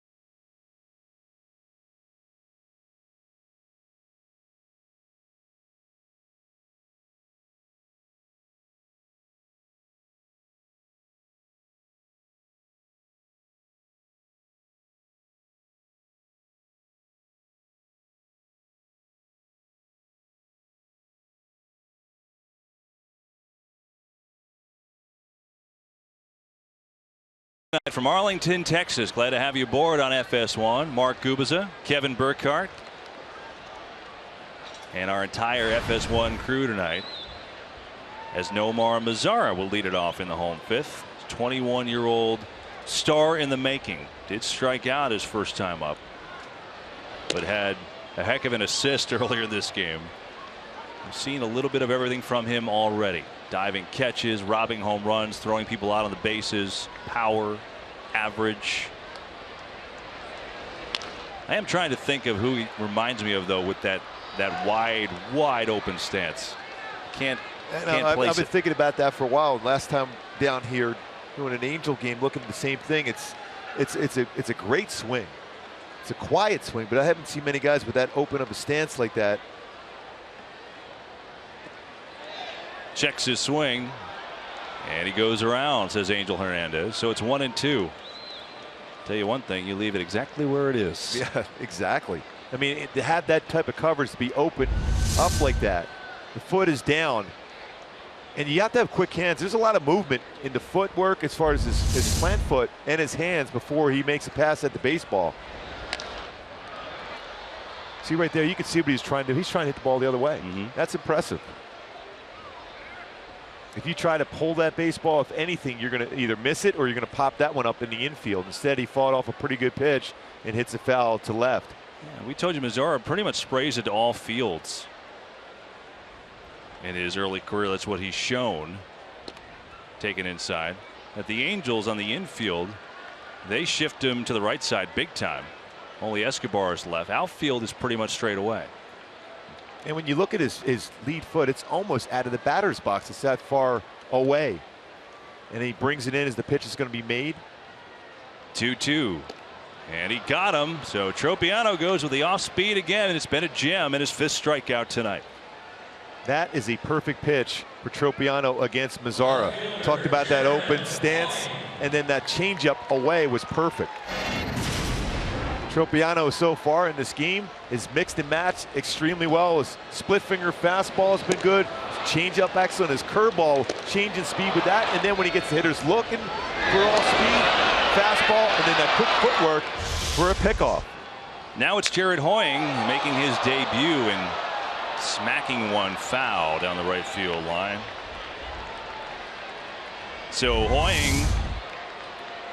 Well, you see that changeup right there. He tried to stay back. He fouled the last fastball away. Same plane, backed it up with a changeup. Very difficult to keep your hands back long enough to make contact. Great movement. But Hoying, yeah, the Rangers made a couple of moves. Stubbs and Chu to the DL. And Joey Gallo is back, and Hoying making his debut. A great spring. Bannister raved about him. You know, his work ethic. One of these guys getting a chance at age 27. And unfortunately for him, he reached on an error his first time and then was promptly picked off.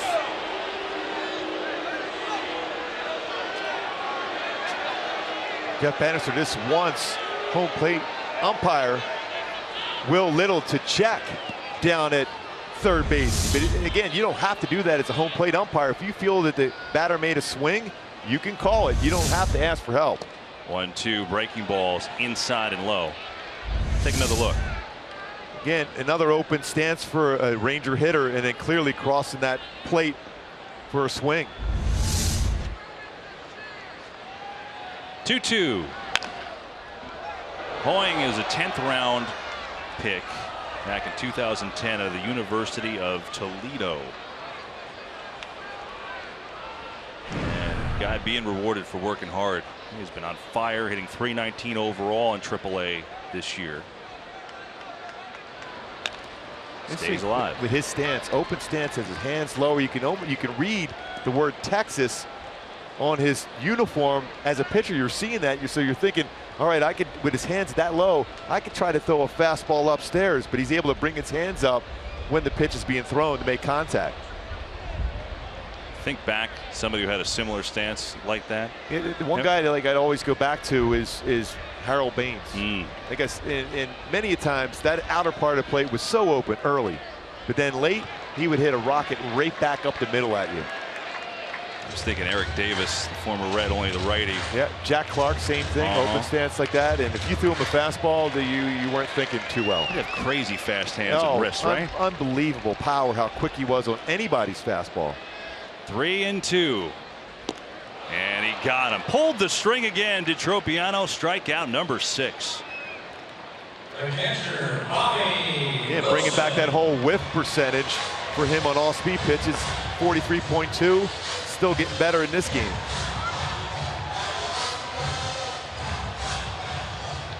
Bobby Wilson, the catcher, and the number 9 hitter tonight for Jeff Bannister. Tropiano got into trouble in the 4th, allowed the first 2 runners on, then got a strikeout and a double play, and now back-to-back Ks as a breaking ball sails away. See his hands, you see that Texas, and he's trying to track the baseball. Then all speed, you see how the hands have opened up, and so did the hips. The Tropiano, known as Nitro, has been throwing the ball with some off speed instead of the gasoline from the Nitro. How did he get the Nitro name? Well, he got it when he was a member of the Houston Astros in the minor leagues, so it was more of a situation where he got the fastball by guys, and obviously with the name Nick Tropiano, the Nitro. It works. Yes, went to Stony Brook High School. Yeah, he's a college, I should say. West Islip, New York kid. Yeah, your neck of the woods, right? Yeah, pretty close. It's not too far from New Jersey. 5th round pick of the Astros, as you mentioned.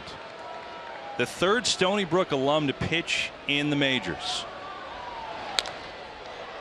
To give you the commercial break to think of the other 2. We'll give it to you. And nice sliding grab. Ortega, a long way to roll. Tropiano in a groove. Nice 5th inning. Rangers down in order. It's still 2-0. Angels.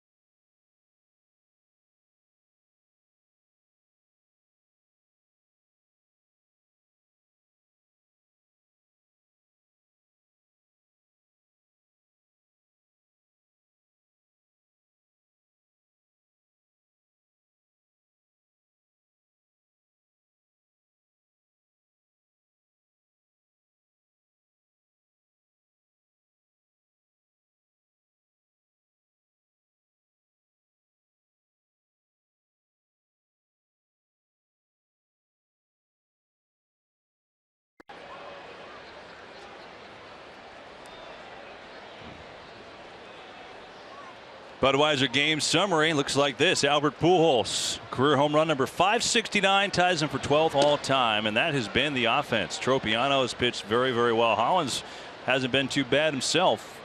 Been a good ball game tonight from Globe Life Park. Both have thrown the ball pretty much everywhere they've wanted to, except that one pitch to Pujols from Derek Holland.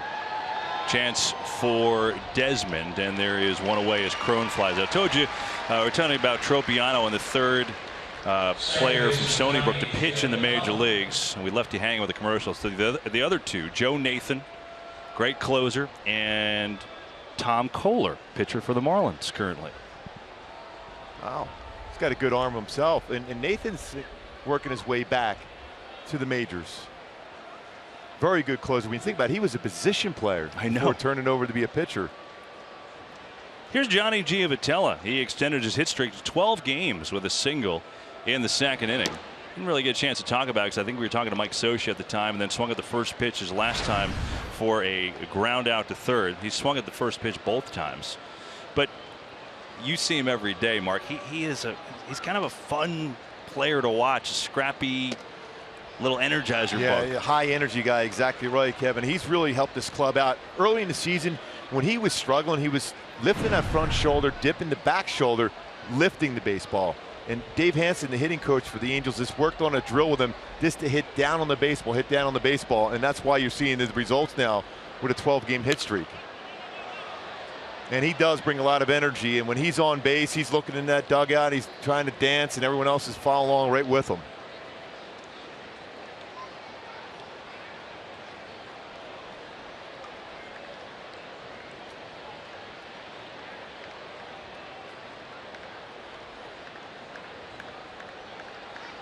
One and two from Derek Holland, and there's a strike. Paints the corner with 93. He's really used his fastball a lot more since you called for it. I mean, when you have a fastball like that, there's no reason to try to trick hitters. I know it's the pitch most hitters want to hit, but when you locate a fastball, that is the very best pitch. Even Jim Palmer was in the booth next to me the last couple of days, in Hall of Famer, and every time we talk, what's the best pitch in baseball? A well-located fastball. Doesn't matter if you have a split, a knuckleball, a slider, curveball, it's a well-located fastball, and that's what you saw from Holland. A couple quick outs by Holland here in this sixth inning, and his pitch count is still manageable at 85. So Carlos Perez coming off a career night, 5 RBIs for the Angels yesterday, and he jams him, popped him up. Hoying, Andrews, Hoying makes the catch. It's a 1-2-3 inning for Holland, the first of the game for him. 2-0 still, Angels in front.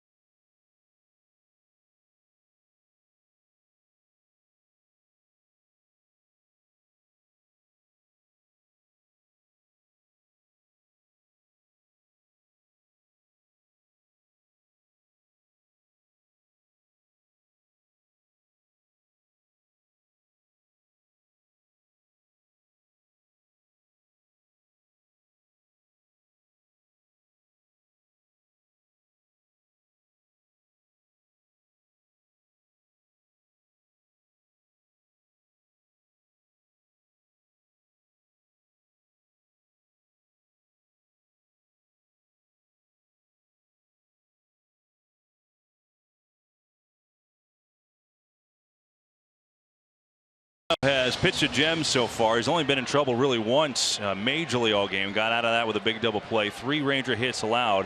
But now this will be the challenge for him, Mark, right, as we go to the 6th inning. And that's the thing here with Tropiano. That 3rd time through, the batting average over 300. That's why you're looking down in the bullpen right now for the Angels, and they have action. Mike Trout retreats. Odor gave it a ride, but not far enough. 1 pitch and 1 away. And the reason why those numbers seem to have gone up prior to last start was a different story for Tropiano. It's the timing. He's not, the hitters make adjustments during the course of the game. He stays that same course, and sometimes when they're tracking that breaking ball, he hasn't gone to his fastball enough to set back the breaking ball once again. I have to say, last start in tonight, Nick Tropiano has jumped up a level, hasn't he? No, there's no doubt. And Mike Scioscia, he was talking about him today, and when we were talking before the game, he had a big smile on his face considering what this rotation could have been, and now the way it is right now situated up. And Tropiano's done a very good job pitching in big moments for him out of the rotation. Weaver next to Mike Scioscia threw the ball very, very well yesterday. So they're starting to get some length in games from starters, something they weren't getting a whole lot of that at the beginning of the year. Little cue shot from Desmond down to first, and Pujols will take it. And so Tropiano 2 up and 2 down. I think every time we mention something, they just go the complete opposite, I think, so far. We mentioned Pujols not hitting a line drive. He hits one out. And then you mentioned Tropiano. We talked about how he struggled 3rd time through. So far, very good pitches, especially that one to Desmond. Although he does have some work here now with Prince Fielder, and then you got Adrian Beltre on deck. Well, I mean, clearly the Angels are happy that what we're saying is not coming true, because the opposite has been good for them as Fielder takes down low for a ball. Fielder tonight 1 for 2 with a single, went the other way against that shift.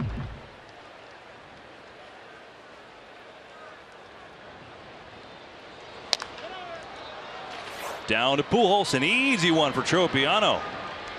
I see that 3rd time through the order, and I say, I don't care, Mark Gubicza. Impressive for Tropiano. He's through 6. 2-0 Angels in front.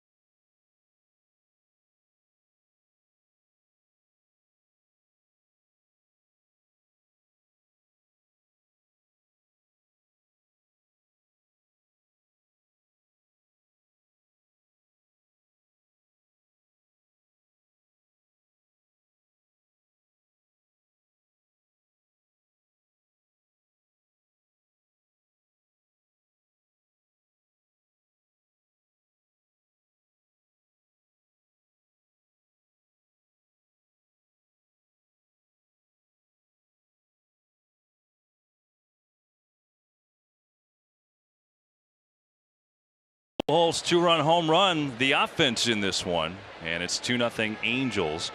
We head to the 7th. It'll be 7, 8, 9 in the order. Gregorio Petit swinging at the first offering from Derek Holland, and he fouls it straight back. Holland pitched well tonight, 4 strikeouts, and when you think about his year this year, this is pretty good territory for him. The longest outing he had was the 2nd start of the year, 6 2/3 at Seattle. Well, Jeff Bannister has to feel real good about his effort so far tonight, especially the life on his fastball. better velocity in this game than I've seen the entire season from Derek Holland as far as consistency with the velocity.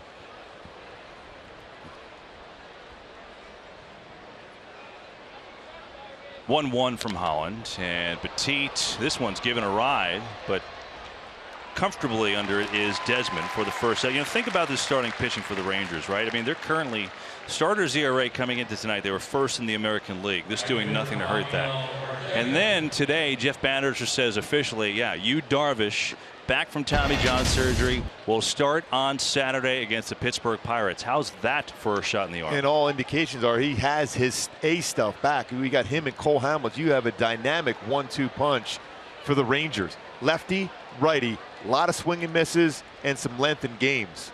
I mean, that's an unbelievable. Now you got Hamels and Darvish at the top, and the way the rest of these guys have performed. I mean, think about it too. You know, the Angels have had problems with their starters trying to figure it out, injuries, things like that.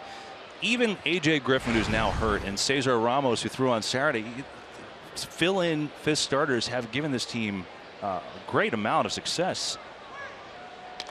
I think it all comes down to the fact is when you're a pitcher and you're on this Ranger club, you feel that if I can go 5 or 6 innings with their offense and their defense, they got a lot of coverage as far as their defense in the infield especially, that you have a chance to win because they're going to score a run. So it gives you that confidence that you can make a mistake or two because they're going to come back and help you out. Outside and low. So 2-1, Rafael Ortega. That's Martin Perez, part of that starting rotation, having a fine year. The bullpen has been the issue. That's for sure. That's Ramos, who threw on Saturday. Imagine that he would get bumped for Darvish. Colby Lewis is throwing the ball well too. Very much so. Ortega goes the other way, and he's got his first base hit of the night. And he is a threat to steal. 3 stolen bases on the season. He's got good speed. It's a good piece of hitting really for Ortega to stay back on that baseball. Hits it by Beltre. Not an easy thing to do, even though he has no chance to get to that point. But you're so used to seeing him catching anything even remotely close to him. Angels, you know, I mean, it's Mike Scioscia. They've played this way for a long time, but they do play still like a National League team. They lead the American League with sacrifice bunts. The number 9 hitter up. Wonder if that comes through the thought process at all. Even though there's 1 out, it's not a bad idea because then you get somebody in scoring position for a guy coming up behind him, and Yunel Escobar that has been very good as far as driving in runs. Did it really well last year, batting in an RBI position for the Nationals. Sure did. Robinson 0 for 2 tonight. Struck out and grounded out. And Ortega can run, so a gapper could get him home. Holland trying to finish his outing strong here. Ooh, good throw, and it's close, but Ortega got back in. Man, that was close. And the one thing, Mitch Moreland's looking in, but they have no chance to be able to look at a replay because they lost that after a challenge in the first inning. So even if they feel that they got him, even though it looked like he got his hand in there, they have no more challenges unless they ask for a crew chief challenge.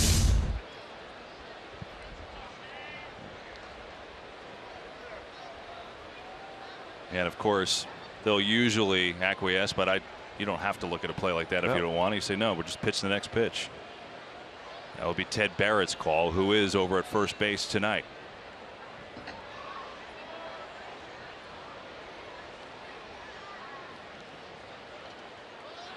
Look, and Ortega leading. Oh, man. Back to back, and he just got it. He was clearly leaning that time. Yeah, I mentioned 24 career pickoffs for Derek Holland, although he is susceptible to the stolen base. If you guess right, and he was definitely guessing that he was going to go home, and that's an even closer play. Again, getting back, going to that back part of the base, a longer tag, getting that hand barely in. And Hollins has allowed 41 stolen bases in 65 attempts in his career, which is about 37%. So you can steal if you guess right on first movement. Coming home, and Ortega thought he was going to first. He went back that time. That just shows you how confused he is right now. After almost getting picked off twice, I think you would. Kenny Rogers, who was another really good left-handed pitcher over the years with the Rangers, had an unbelievable pickoff move himself. Andy Pettit always had a great one with the Yankees. Bobby Wilson, the catcher, by the way, so far has limited opportunity, but has been good throwing out 2 of 4 potential base stealers. So it's a pretty good combination right now out there for Texas. In this part of the order for the Angels, you're trying to create an opportunity to score, so you might be more apt to be more aggressive. Ortega dancing around. Boy, it's fun to watch this matchup now, isn't it? I mean, he's leaning, he's going back when he's pitching home. That's why I always wanted to be left-handed, so I didn't have to worry about Ricky Henderson and Vince Coleman and all those guys. But you got Ricky Henderson out. Didn't he only hit like 219 or something like that somehow against you? I had no idea, but I know he did hit a leadoff home run against him. That's the only thing I remember. The fans are into it too. I mean, it's almost like you know the next act that's coming. When it's an opponent doing that, they're booing the pitcher for taking too long to throw the ball home. That's the old step off, quick throw over. Marlins able to catch that right away. That might have been real close. Meanwhile, it's 2-1 to Shane Robinson, who must feel like he's been at the plate for 38 minutes. But as a hitter, this is what you want. You want a distracted pitcher. You're more apt to try to be quicker to the plate, elevate a fastball, get something to drive if you're Shane Robinson.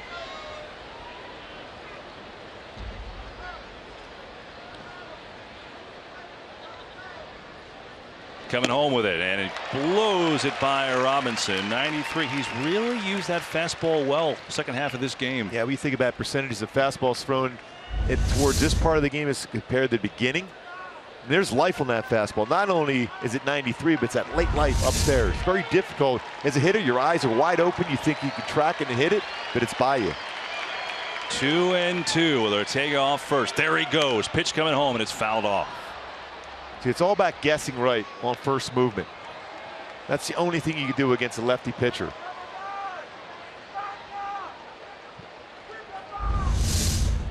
That's a great jump. If there's no contact made, he's going to be in scoring position.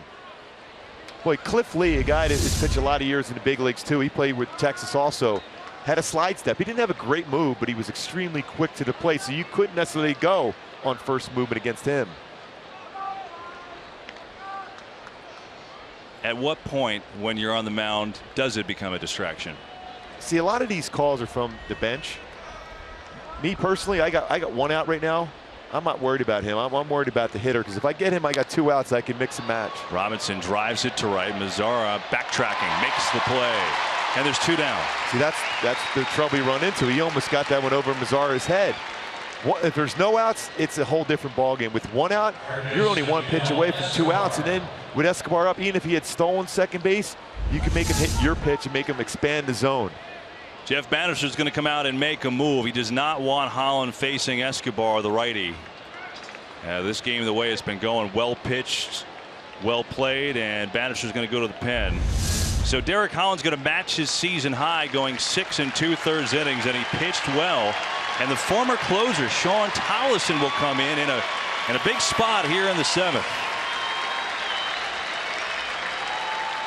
Nice hand for Derek Holland as he comes off.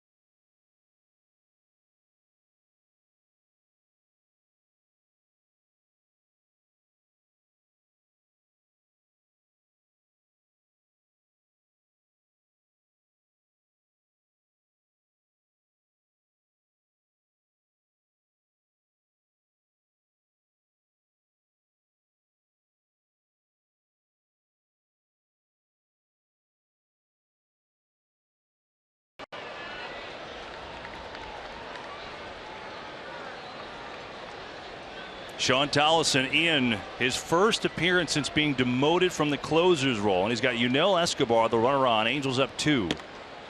And he deals a fastball upstairs. So Tolleson, last time we saw him was Tuesday at Oakland. He gave up a walk-off grand slam to Chris Davis. He blew 3 of his last 4 save opportunities, and that's why he's here right now. But still a relatively big spot in this game. Yeah, batting average the opponents again, 343. There goes Ortega, and Ortega dives. Great tag, and he's out. What a tag. Wilson with the throw. Applied beautifully on the tag. And Ortega is caught stealing. Wow, Odor, nicely done. Inning over.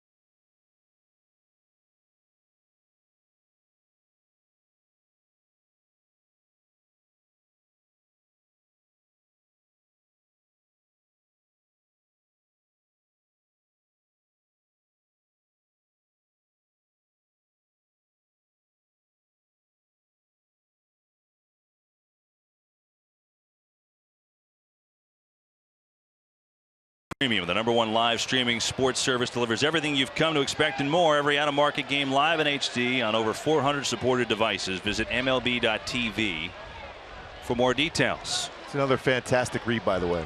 How are there 400 devices? That's the one I'm really baffled by. I'm still trying to figure out one, let alone 400. Here's Adrian Beltre, bottom of the 7th. Nick Tropiano still in there. Beltre with a big swing. But the ballpark's going to hold this one. Ortega camps out, and there's one away. So Tropiano, his last time out, Gooby, a career-high 7 innings pitched, and he's matching that here tonight. He looks great. Especially when we go back to what we said about the 3rd time through. What he did in the 6th inning, only threw 5 total pitches, and a good pitch there, too, to Beltre off the end of the bat, kept it in the ballpark. That's his line from Wednesday when he beat the Dodgers.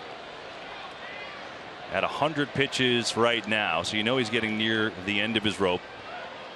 But he's got Moreland up, who he struck out twice so far tonight. Down low for a ball.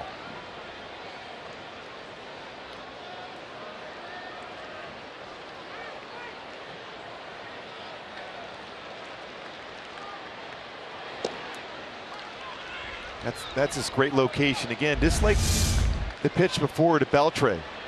Fastball away off the end of the bat. You see how it's towards the end of the bat. He stayed away from the inner half of the plate, and that's why he's been successful with his fastball.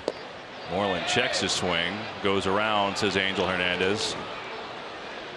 Moreland if you're a left-handed, well. if you're a left-handed batter and you have a check swing, don't even. Angel's just going. Oh yeah. That's old school. That's like Ken Kaiser back in the day when I was playing. That was an automatic. If it's a check swing, yeah, you went.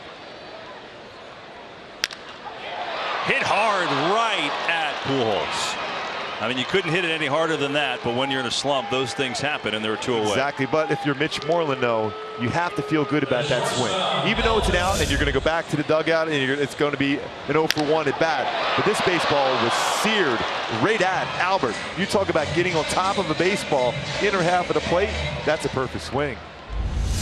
Right at Pujols, so 2 down for Tropiano. He's retired 9 in a row. Sorry, Gooby. Albert's still trying to breathe after trying to get that long drive. Better him than me. So 9 in a row set down for Tropiano, and he misses away to Andrews. He got Andrews to grind into a huge double play. Rangers had the first 2 on in the 4th. And he struck out Moreland and got a 6-4-3 double play to end that threat. And since then, he's been money. But knowing he is near the end of his rope at 106 pitches, the Angels getting some bullpen action. Greg Malley, the left-hander, now standing and watching. But what you can just see when you watch Tropiano throw the baseball right now, there's a lot of confidence in his, even throwing his fastball as much as he had. He's made that adjustment. A lot of off speed early. Now you're seeing some fastballs. Although this is one of those counts he likes to go back to off speed. Andrews back up the box and a 2-out single. Talk about a perfect swing. That's back-to-back good swings. That might make Mike Scioscia move around a little bit. And here he comes right now on cue. That's a great swing by Andrews up the middle. Line drive by Moreland, the batter before. Well, Nomar Mazara is going to get a chance as a tying runner of the play, but he's going to face a lefty. Mike Scioscia is going to go to the side armor, looks like here, and Greg Malley. And there it is, Tropiano. Stony Brook's finest, outstanding tonight, but he's going to leave with a runner on. He's going to need some help from his friends here. 2-0 Angels, Rangers threatening as Scioscia goes to the pen.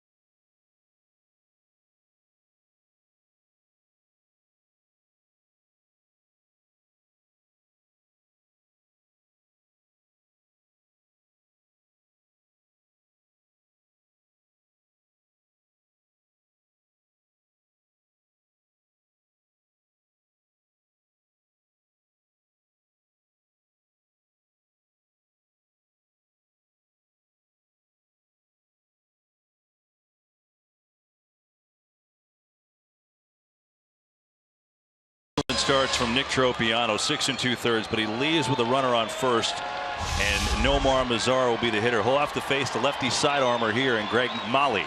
And Malley's fastball's around 87 to 91 range, can touch 92. Slider, changeup. A good test for the young Mazara. He takes strike 1. And if you're at home, you're thinking, you know, if you're an Angel fan, why would you take out Tropiano? But with a couple swings like that were hit hard, generally when you're in that 95 to 105 pitch area for Tropiano, that's when it doesn't get quite as crisp, his stuff. Breaking ball just missed. It's funny perception, right? I mean, the other night, take Shoemaker out, and he was dealing. But Scioscia said, hey, I just saw a couple things. But tonight, it feels a little different for some reason. And Scioscia saying it's not about the pitch number. It's about some swings. And when do you think he's going to start to lose it? But all of a sudden the Rangers have come to life as Mazzara the other way. Stopping at second is Andrews. So now the tying runs aboard, and Tropiano will have to sweat it out. Probably have a pinch hitter now too. I think so. Yeah, we will. Jared Hoying, the rookie in his debut tonight, got the start, but he won't get a chance right now. It'll be Ryan Rua who'll be the hitter. And this is a good piece of hitting. Again, a lot of times with Mahle, you can see his reaction. He elevates pitches, and Mazzara did a nice job. You talk about staying back and letting the baseball travel. Great angle right here, guys, to be able to let that baseball travel deep in the strike zone and hits the ball the other way for a base hit. Mike Scioscia with Rua coming up will make the switch. Rua, the right-hander. So he says, I don't want a lefty anymore going to the pen. He is going to go to the right-hander himself. It'll be Mike Morin coming in.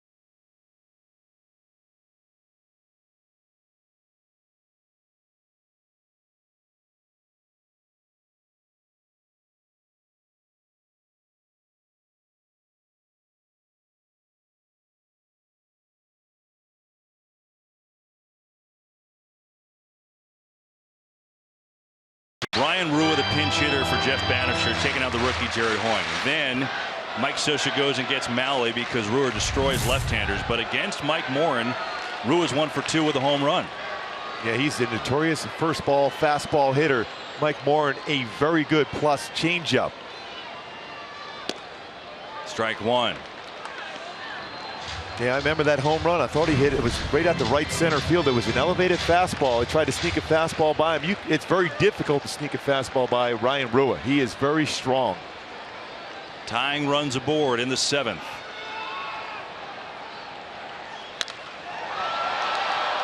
Popped up. Ortega in right going to call, and that will do it. Morin gets the best of Rua this time. It gets out of the inning. Well, the Rangers strand a couple more. Angels pitching the shutout.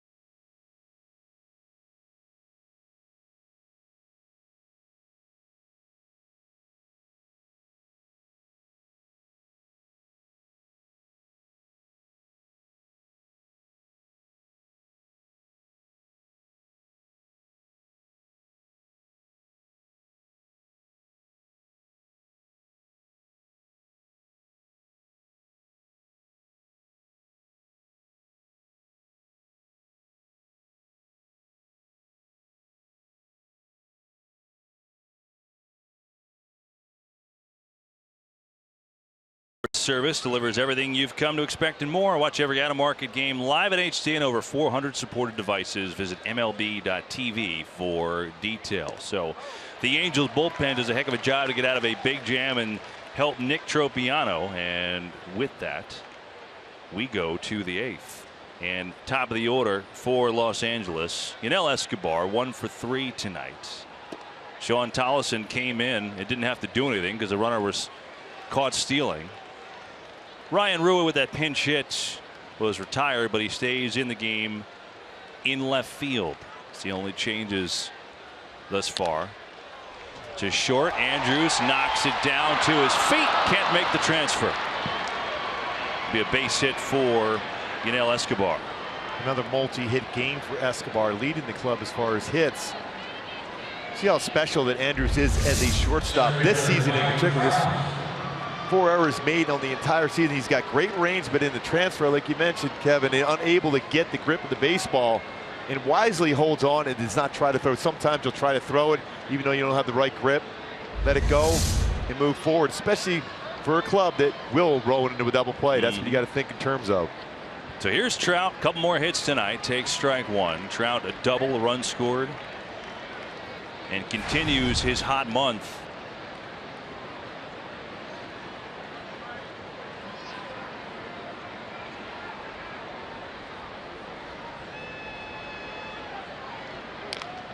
And it's fouled off. You know, the thing about Trout is we continue to watch his evolution, and you see him obviously every day, Gooby. This year he second most pitches per plate appearance in the major league. So he can be aggressive, he can put up dynamite numbers, but at times he's been completely patient too. Yeah, I mean, he sees a lot of pitches. He reads pitches so well. You know, he's a sponge. He sits there and talks with Albert Pujols all day long. When they're not at the plate or in the on-deck circle, in the dugout, those two are together all the time. And you can't get a better teacher than Albert Pujols, what to look for, what pitchers' tendencies are. You get plenty of printouts from computers, but to have somebody tell you those things in the dugout is invaluable. 1-2 to Trout, and it's 2-2. Just continues to evolve and get better. You know, cutting down his strikeouts the last 2 years, hitting for power, now being even more patient when he has to be. And believe me, he will set up pitchers. He will swing on occasion at the first pitch when he's guessing along with the pitcher. Foul tip, it's caught, and so Trout is retired here. So Tollison went cheddar and got him. Game break time. Let's go to Chris Myers. First baseman Albert Pujols.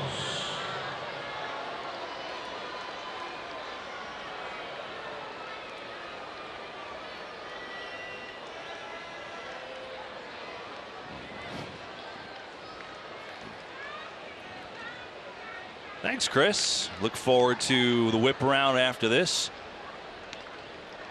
John Lackey, the former Cardinal. There's always that's a great rivalry to begin with. Really, Cardinals and Cubs.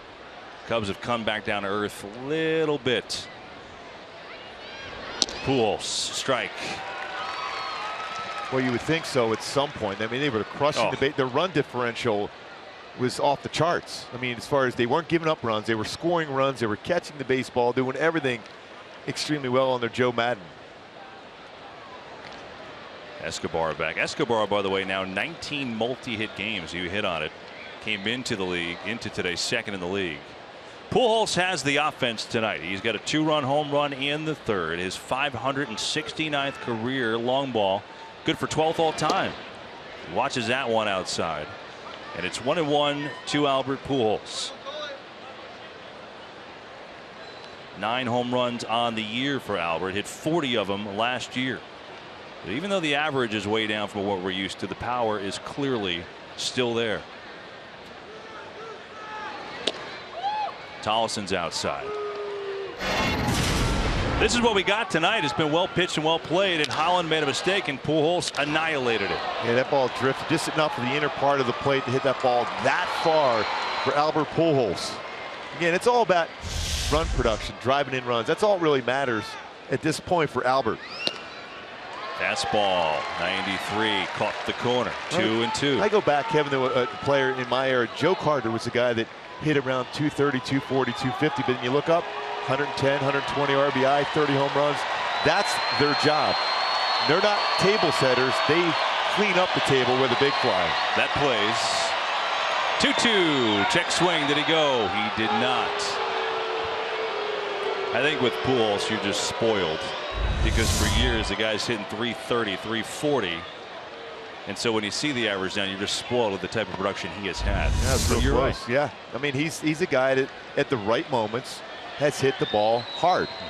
Still surprised, and he still chuckles at that whole line drive percentage. By the way, I brought that up to him. I realize because as soon as I said it, he hit it a mile. Yeah.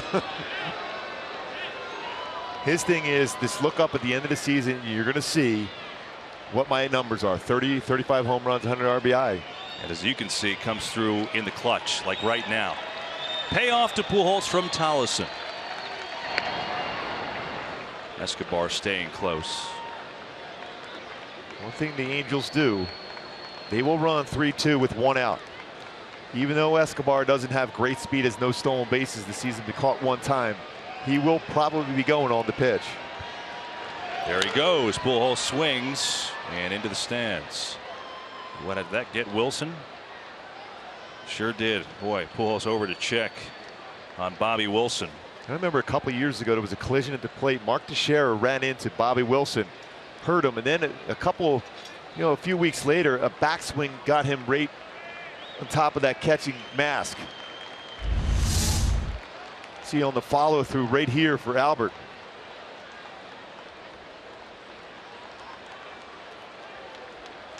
And just back on the lower back, just by the ear.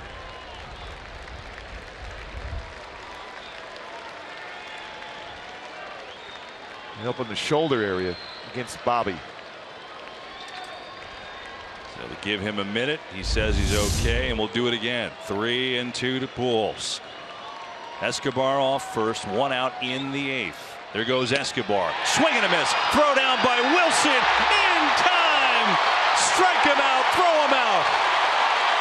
It's a nice recovery for Bobby Wilson on the throw after getting hit by Albert Pujols' backswing. Some play. And it keeps this game at 2-0.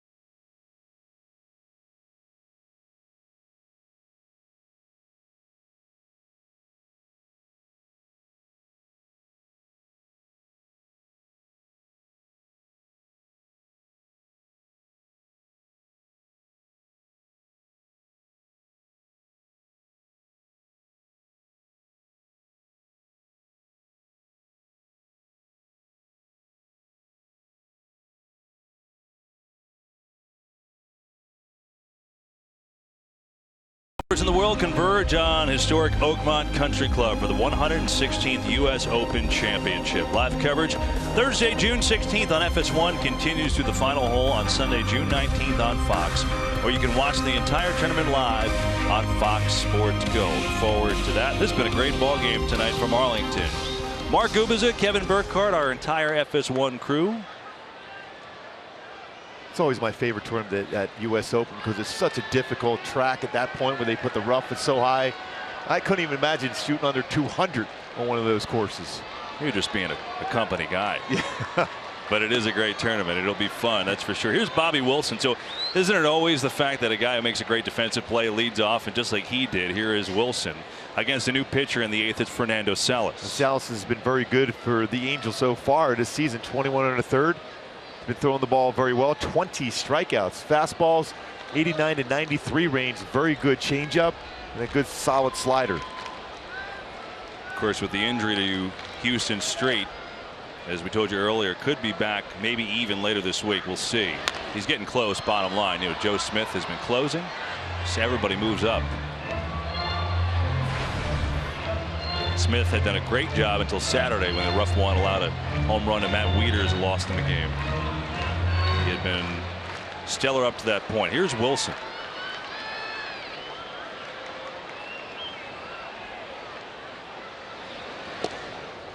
One and two from Salas. The one description of you ask guys and the coaching staff for the Angels about Fernando Salas is that sneaky fastball. He hides the fastball behind his back there till last second. It's more of a short arm type throw. Just got a piece. Ken Hill used to throw that way. Kenny Hill was a guy that was short armor, very difficult to read out of his hand.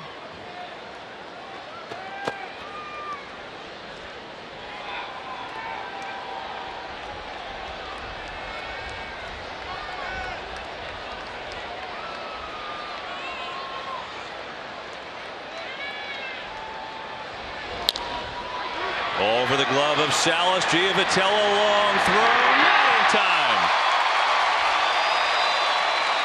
Bobby Wilson ends rallies and he starts them for the Rangers.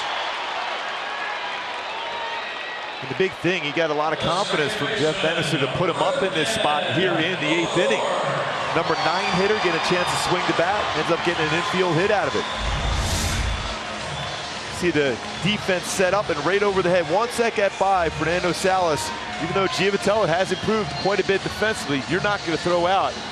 Bobby Wilson runs pretty well for a catcher going down the line, especially when you know you got a chance at an infield hit. So a leadoff runner on for the Rangers, down by 2 in the 8th. Back to the top of the order we go with Rougned Odor, 0 for 3 tonight. First pitch swinging again and popped it up. Pujols, 1 down. And when you're identified as a guy that's going to be swinging first pitch looking fastball, that's when you're seeing all speed pitches throughout this game. From Tropiano then and Fernando Salas to a first pitch slider that got him out in front and he popped it up. Odor has swung at the first pitch 3 times tonight, made outs all 3 times. I mean, he's aggressive. He's not going to walk. That's who he is. But to your point, maybe that would be the time with a little discretion. Yeah, especially when a reliever comes in the game, you know what's at stake here. You're not just going to groove a fastball. You're going to throw, especially when you have a good slider and changeup. You might want to see one pitch to put yourself in a fastball count. So now it's Ian Desmond. Good power from Desmond, 6 home runs.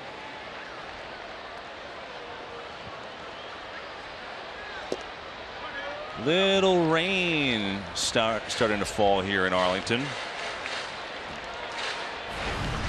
Odor, after he made that out, he's top 5 in the league, fewest pitches seen per at bat. And this rain wasn't supposed to come till a couple hours from now. It's coming early, so it's here. Desmond 90 miles an hour, and it's 1-1. Desmond tonight, double in 3 trips. Look at the lights out in right center field.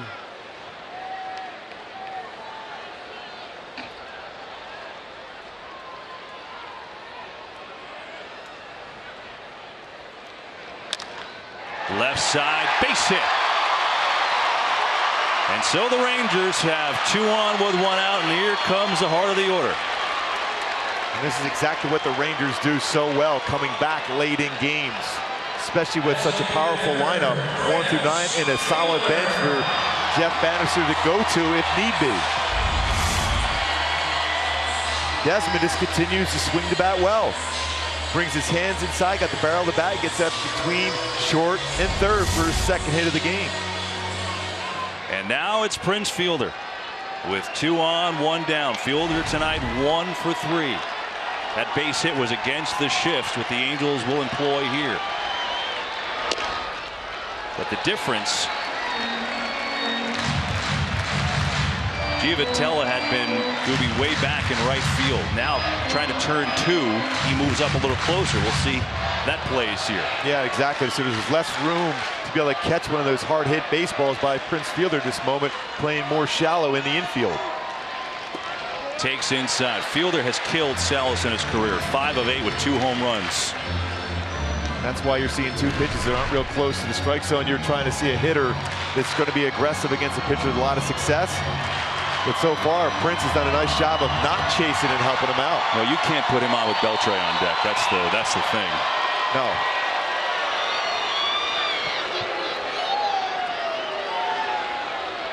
Looks like, at least for the moment, the rain is easing up. Hopefully that was just a little spurts. Desmond on first. He's single. Wilson on first. Also single. Rangers down 2. 1 out in the 8th. 2-0. 3-0. And there's no doubt Prince Fielder will get the green light.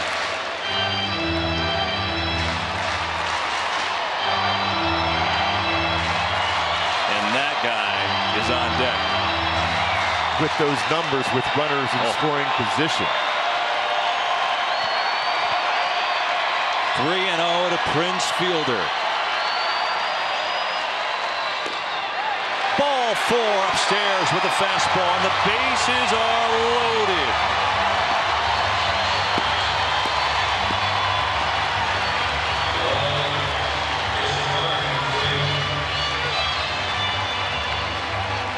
Bases loaded. Adrian Beltre. Going to get a pinch runner for Fielder. It's Hanser Alberto coming into the game.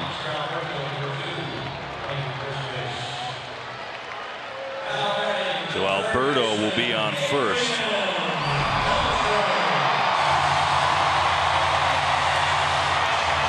Would you believe this is the first time all night that a Ranger has been on third base? Tropiano threw the ball exceptionally well throughout, and now you have the most dangerous guy on the Ranger club in this spot. With 1 away.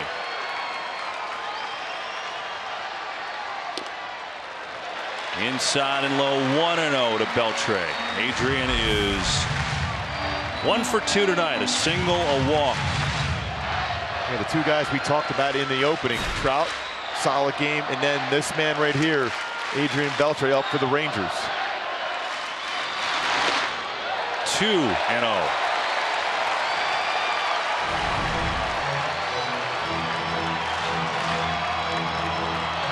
And now the rain picks up again.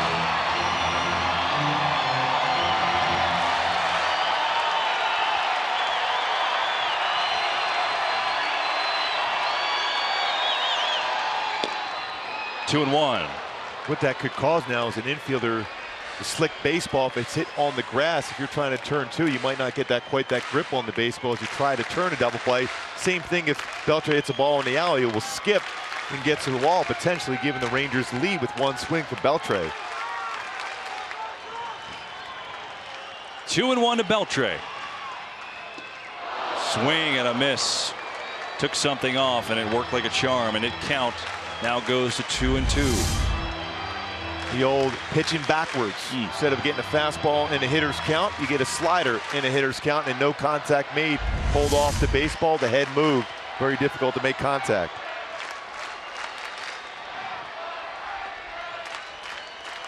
Two.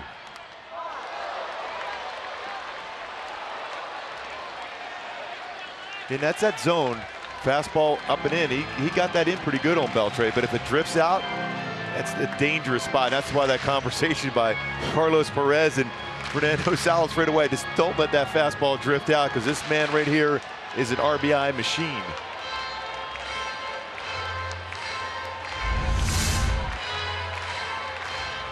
See, I think it was the right pitch inside. He was setting up away, but it's still that fastball in is the pitch.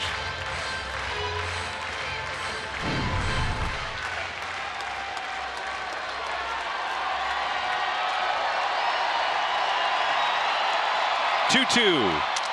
Broken bat up the middle. Diving grab by Giavotella.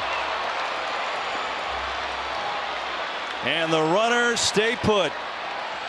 Boy, he has improved, and he worked a lot with Ron Washington down in Louisiana during the offseason, working on his defensive skills to get better. The Angels knew he can hit. They were hoping to improve enough defensively to make a play like that. Flying it through the air, Johnny Giavotella makes an unbelievable play on that line drive. How strong is Beltre? His bat is shattered and still almost got that through the infield. Really unbelievable. And so a huge out by Salas, but he's not out of trouble yet.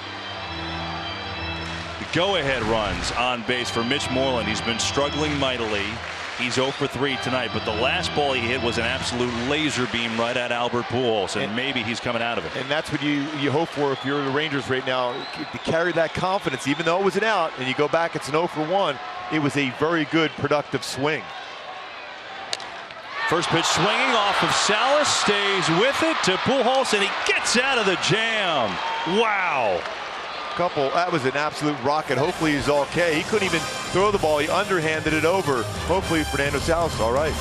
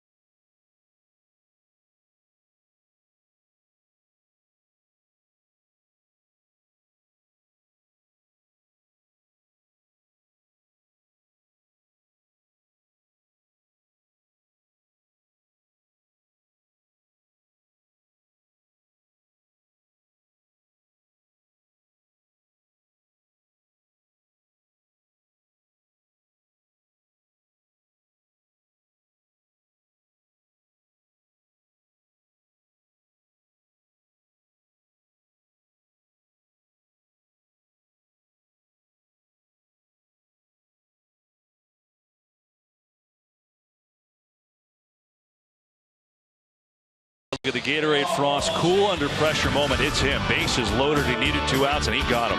When you think about the part of the lineup right here, especially the run producer that Beltre is, a nice defensive play by Johnny Giavotella. Then Mitch Moreland can't hit a baseball hard in his last 2 at-bats, but nothing to show for it. But again, Fernando to have that wherewithal to be able to make that play at the line drive, that's off your pitching arm.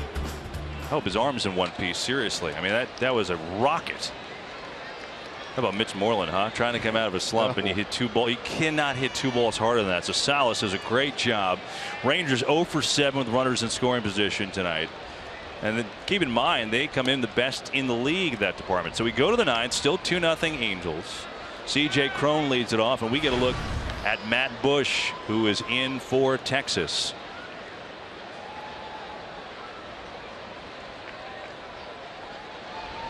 And if you haven't heard or you haven't seen any games for the Rangers, or haven't read the paper, whatever it is, Matt Bush is some story. 4 games so far. Came in and got a hold on Saturday. Averages about 97 on his heater. And a former #1 pick by the Padres in 2004, but as a shortstop. Yeah. This story goes, it's pretty wild. I mean, the guy spent 3 years in jail after a 3rd DUI. He got out, was working at a Golden Corral, started playing catch, and then boom, next thing you know, he's pitching. Rangers take a flyer on him, and you know, this organization clearly has a nurturing feel to it because they've done it before. and he's got people here to help him. And frankly, he wouldn't be here if the results weren't there. Kevin, you're exactly right on that. Impressive. And he has a manager right there. He's going to be one of those guys that's going to give you a hug and it's going to be around you to make sure that you put yourself first and foremost in position to succeed. But when you look at 97-mile-an-hour average fastball, but his slider is 90 to 91. That's like J.R. Richards type slider. Crazy. That is nasty. Yeah, I mean, Jeff Bannister put him in there in the 7th inning of a 2-1 game on Saturday against Houston. Heart of the order.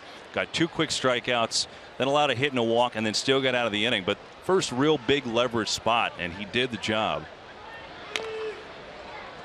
Little tapper. And I asked Bannister today, I said, hey, is that the way you want this thing to look? And he said, well, not exactly the way that I had drew it up out of spring training, but I certainly like the way it looked. And the other reason, he said, with Dyson closing, he wanted Dyson to be able to just pitch 1 inning. In the past, he had sometimes crossed over, worked an inning a third. He thought he's best 1 inning, where Diekman and maybe Bush can go a little farther. There's Dyson, the closer. Yeah, when I look at Dyson, his stuff, Crone fouls it again. He's a power sinker. He's going to throw a fastball. He's 95 to 99 too, but it's down in the strike zone.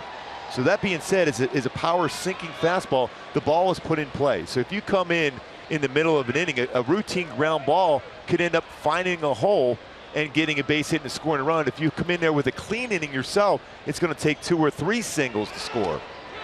Crone goes around. Yes, he does. So Bush has a strikeout, and there's 1 down in the 9th. That's that J.R. Richards slider there. That's unbelievable how hard and firm this pitch is. As a hitter, you got to make a commitment to try to make contact, especially when you're dealing with 97.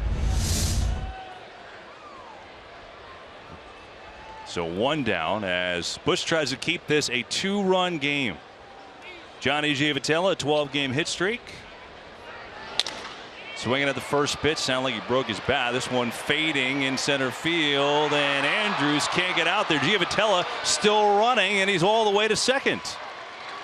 Good hard hustle from Johnny Giavotella. Never stopped on that, and he's got a 1-out double. And that's the thing. Even though you think you had a bad at bat, you break your bat, you pop it up. It's always running hard through the first base and looking up and trying to think in terms of getting in scoring position. We talked about his energy.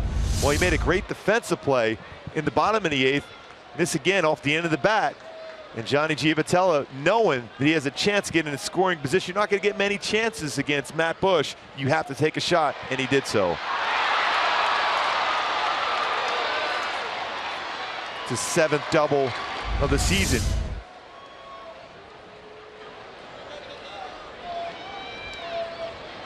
Carlos Perez, the catcher, 0 for 3 tonight. There's a strike. One thing to keep an eye on, the outfield arms for the Rangers, all extremely strong. Odor keeping Giavotella close. He doesn't allow him to get that big secondary lead. So if there's a hit into the outfield, there will be a play at the plate.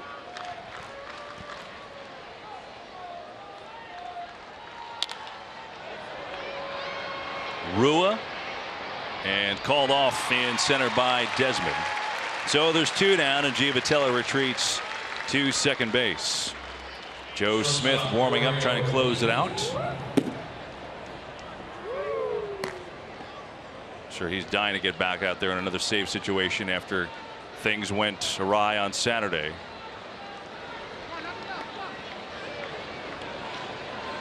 Gregorio Petit, the shortstop, essentially the 3rd shortstop of the year for the Angels. You know, I mean, Andrelton Simmons gets hurt. Then a couple days later, Pennington gets hurt, and they go and get Petit. He had some real good numbers. He played well in spring training for the Angels. That was their goal, and the conversation it's been everywhere about the farm system for the Angels. So they went out and signed a lot of guys at the AAA level just in case of these type of situations where you could bring up a guy that's had some major league experience and fill in well. 0-1 to Petit as Bush is fouled off. Get out of the way quick in that Rangers dugout. Just a little tardy on that fastball.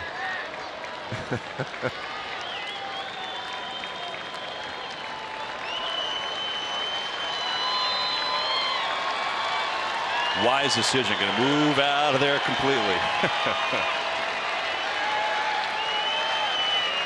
That's Alberto. Came into pinch run. 0-2. Just got a piece. 96 on that fastball. Doesn't really mess around with his motion, does he? It's boom. Here it comes. Rears back, but that swing like that, it's got to tell Bobby Wilson and Bush that he's on my high fastball. I got to go down and away. Try that slider now. If you're Bush, now if you're Petit, you're just trying to flare that little slider in the right field for a hit. Giavotella off second. 2 down in the ninth. This one wrapped left side. Good play. Andrews makes the catch, stayed with it. Inning over. And so we go to the bottom of the ninth. Rangers need 2 to tie with Andrews, Mazzara, and Rua due up.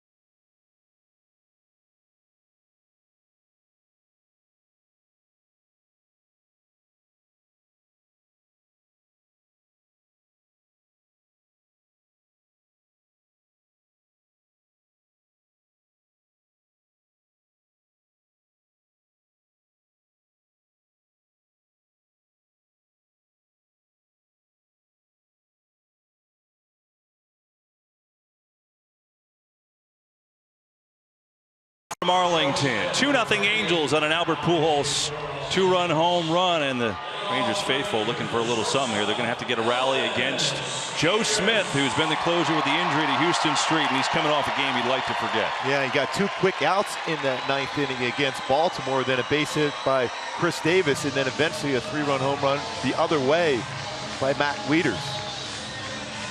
But Smith has been, for the most part, excellent in his Angels career. 3rd year with them, 10th year overall. Defensive changes for the Angels too. Brendan Ryan, slick with the glove, comes in at short.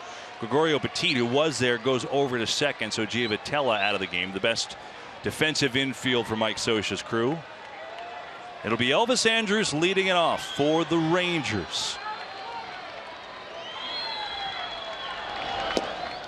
Strike 1 from Smith. If you're the Rangers, he's the perfect guy to have leading off this 9th, because he can hit the ball to the entire field. He can try to pull it, but he also goes the other way, especially against Joe Smith's slider away. Inside with a fastball. 1-1 Andrus, 1 for 3 tonight.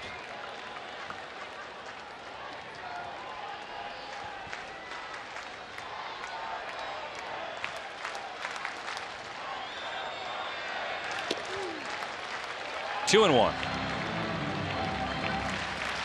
Joe Smith trying to hold on for Nick Tropiano, who was outstanding for the 2nd straight start. Tropiano went 6 2/3, 4 hits, no runs, struck out 6. Slider strike, and it's 2-2 to Andrus. Derek Holland was very good for the Rangers. Just that 2-run home run to Pujols. That's been it here tonight. Full count to Elvis Andrus. Now Holland was equally good. 6 2/3 for him, ties his season high. 7 hits, the 2 runs, 4 Ks, and a walk. On the losing end right now.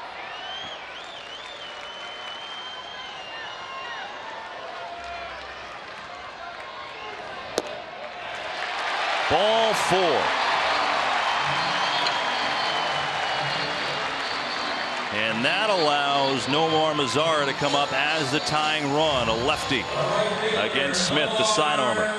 Pretty solid at bat by Andrews to not chase anything out of the strike zone there. Not necessarily known as a guy that's extremely patient, and read that baseball very well out of the hand of Joe Smith and took a couple of those pitches out of the zone. That's just his 11th walk on the season.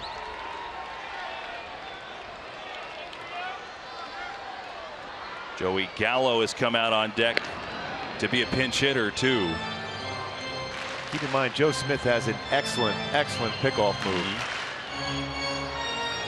Gallo just called up before the game. Now it's Mazara. Just missed. Mazara tonight, 1 for 3, couple strikeouts and a single. He's had a great rookie year. Made his debut against the Angels April 10th.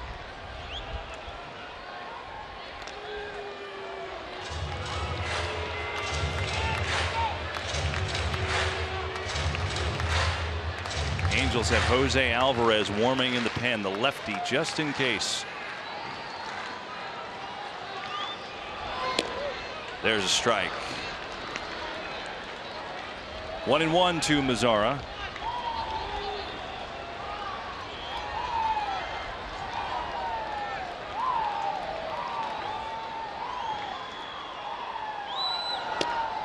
Two and 1.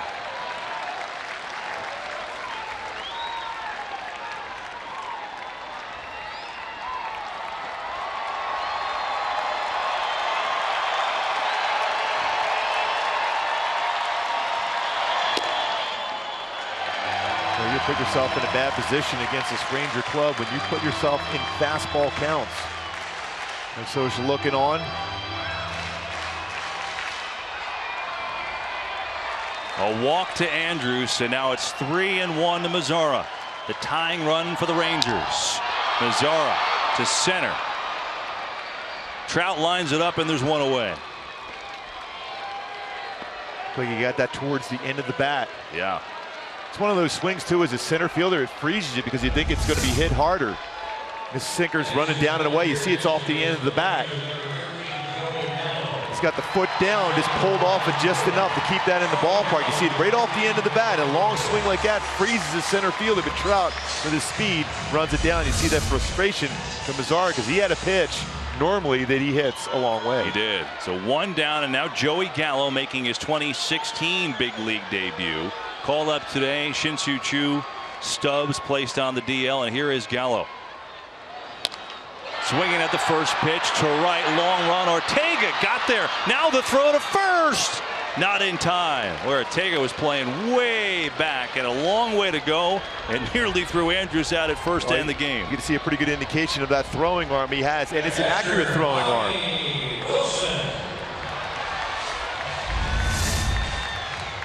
And Andrus is reading this baseball off the bat, thinking had a shot to fall in front of Ortega, how far he's got to come in. A no doubles defensive alignment and a strong throw. And Andrus just able to get his hand back in. So the Rangers down to their final out. It will be Bobby Wilson, who got to hit his last at bat. 1 for 3 tonight. Joe Smith trying to lock it down. 5 of 6 on saves this year. Strike 1.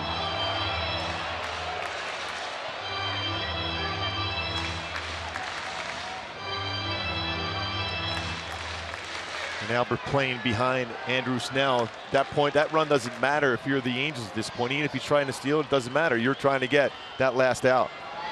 There goes the runner as Wilson fouls it away. And the Rangers down to their final strike.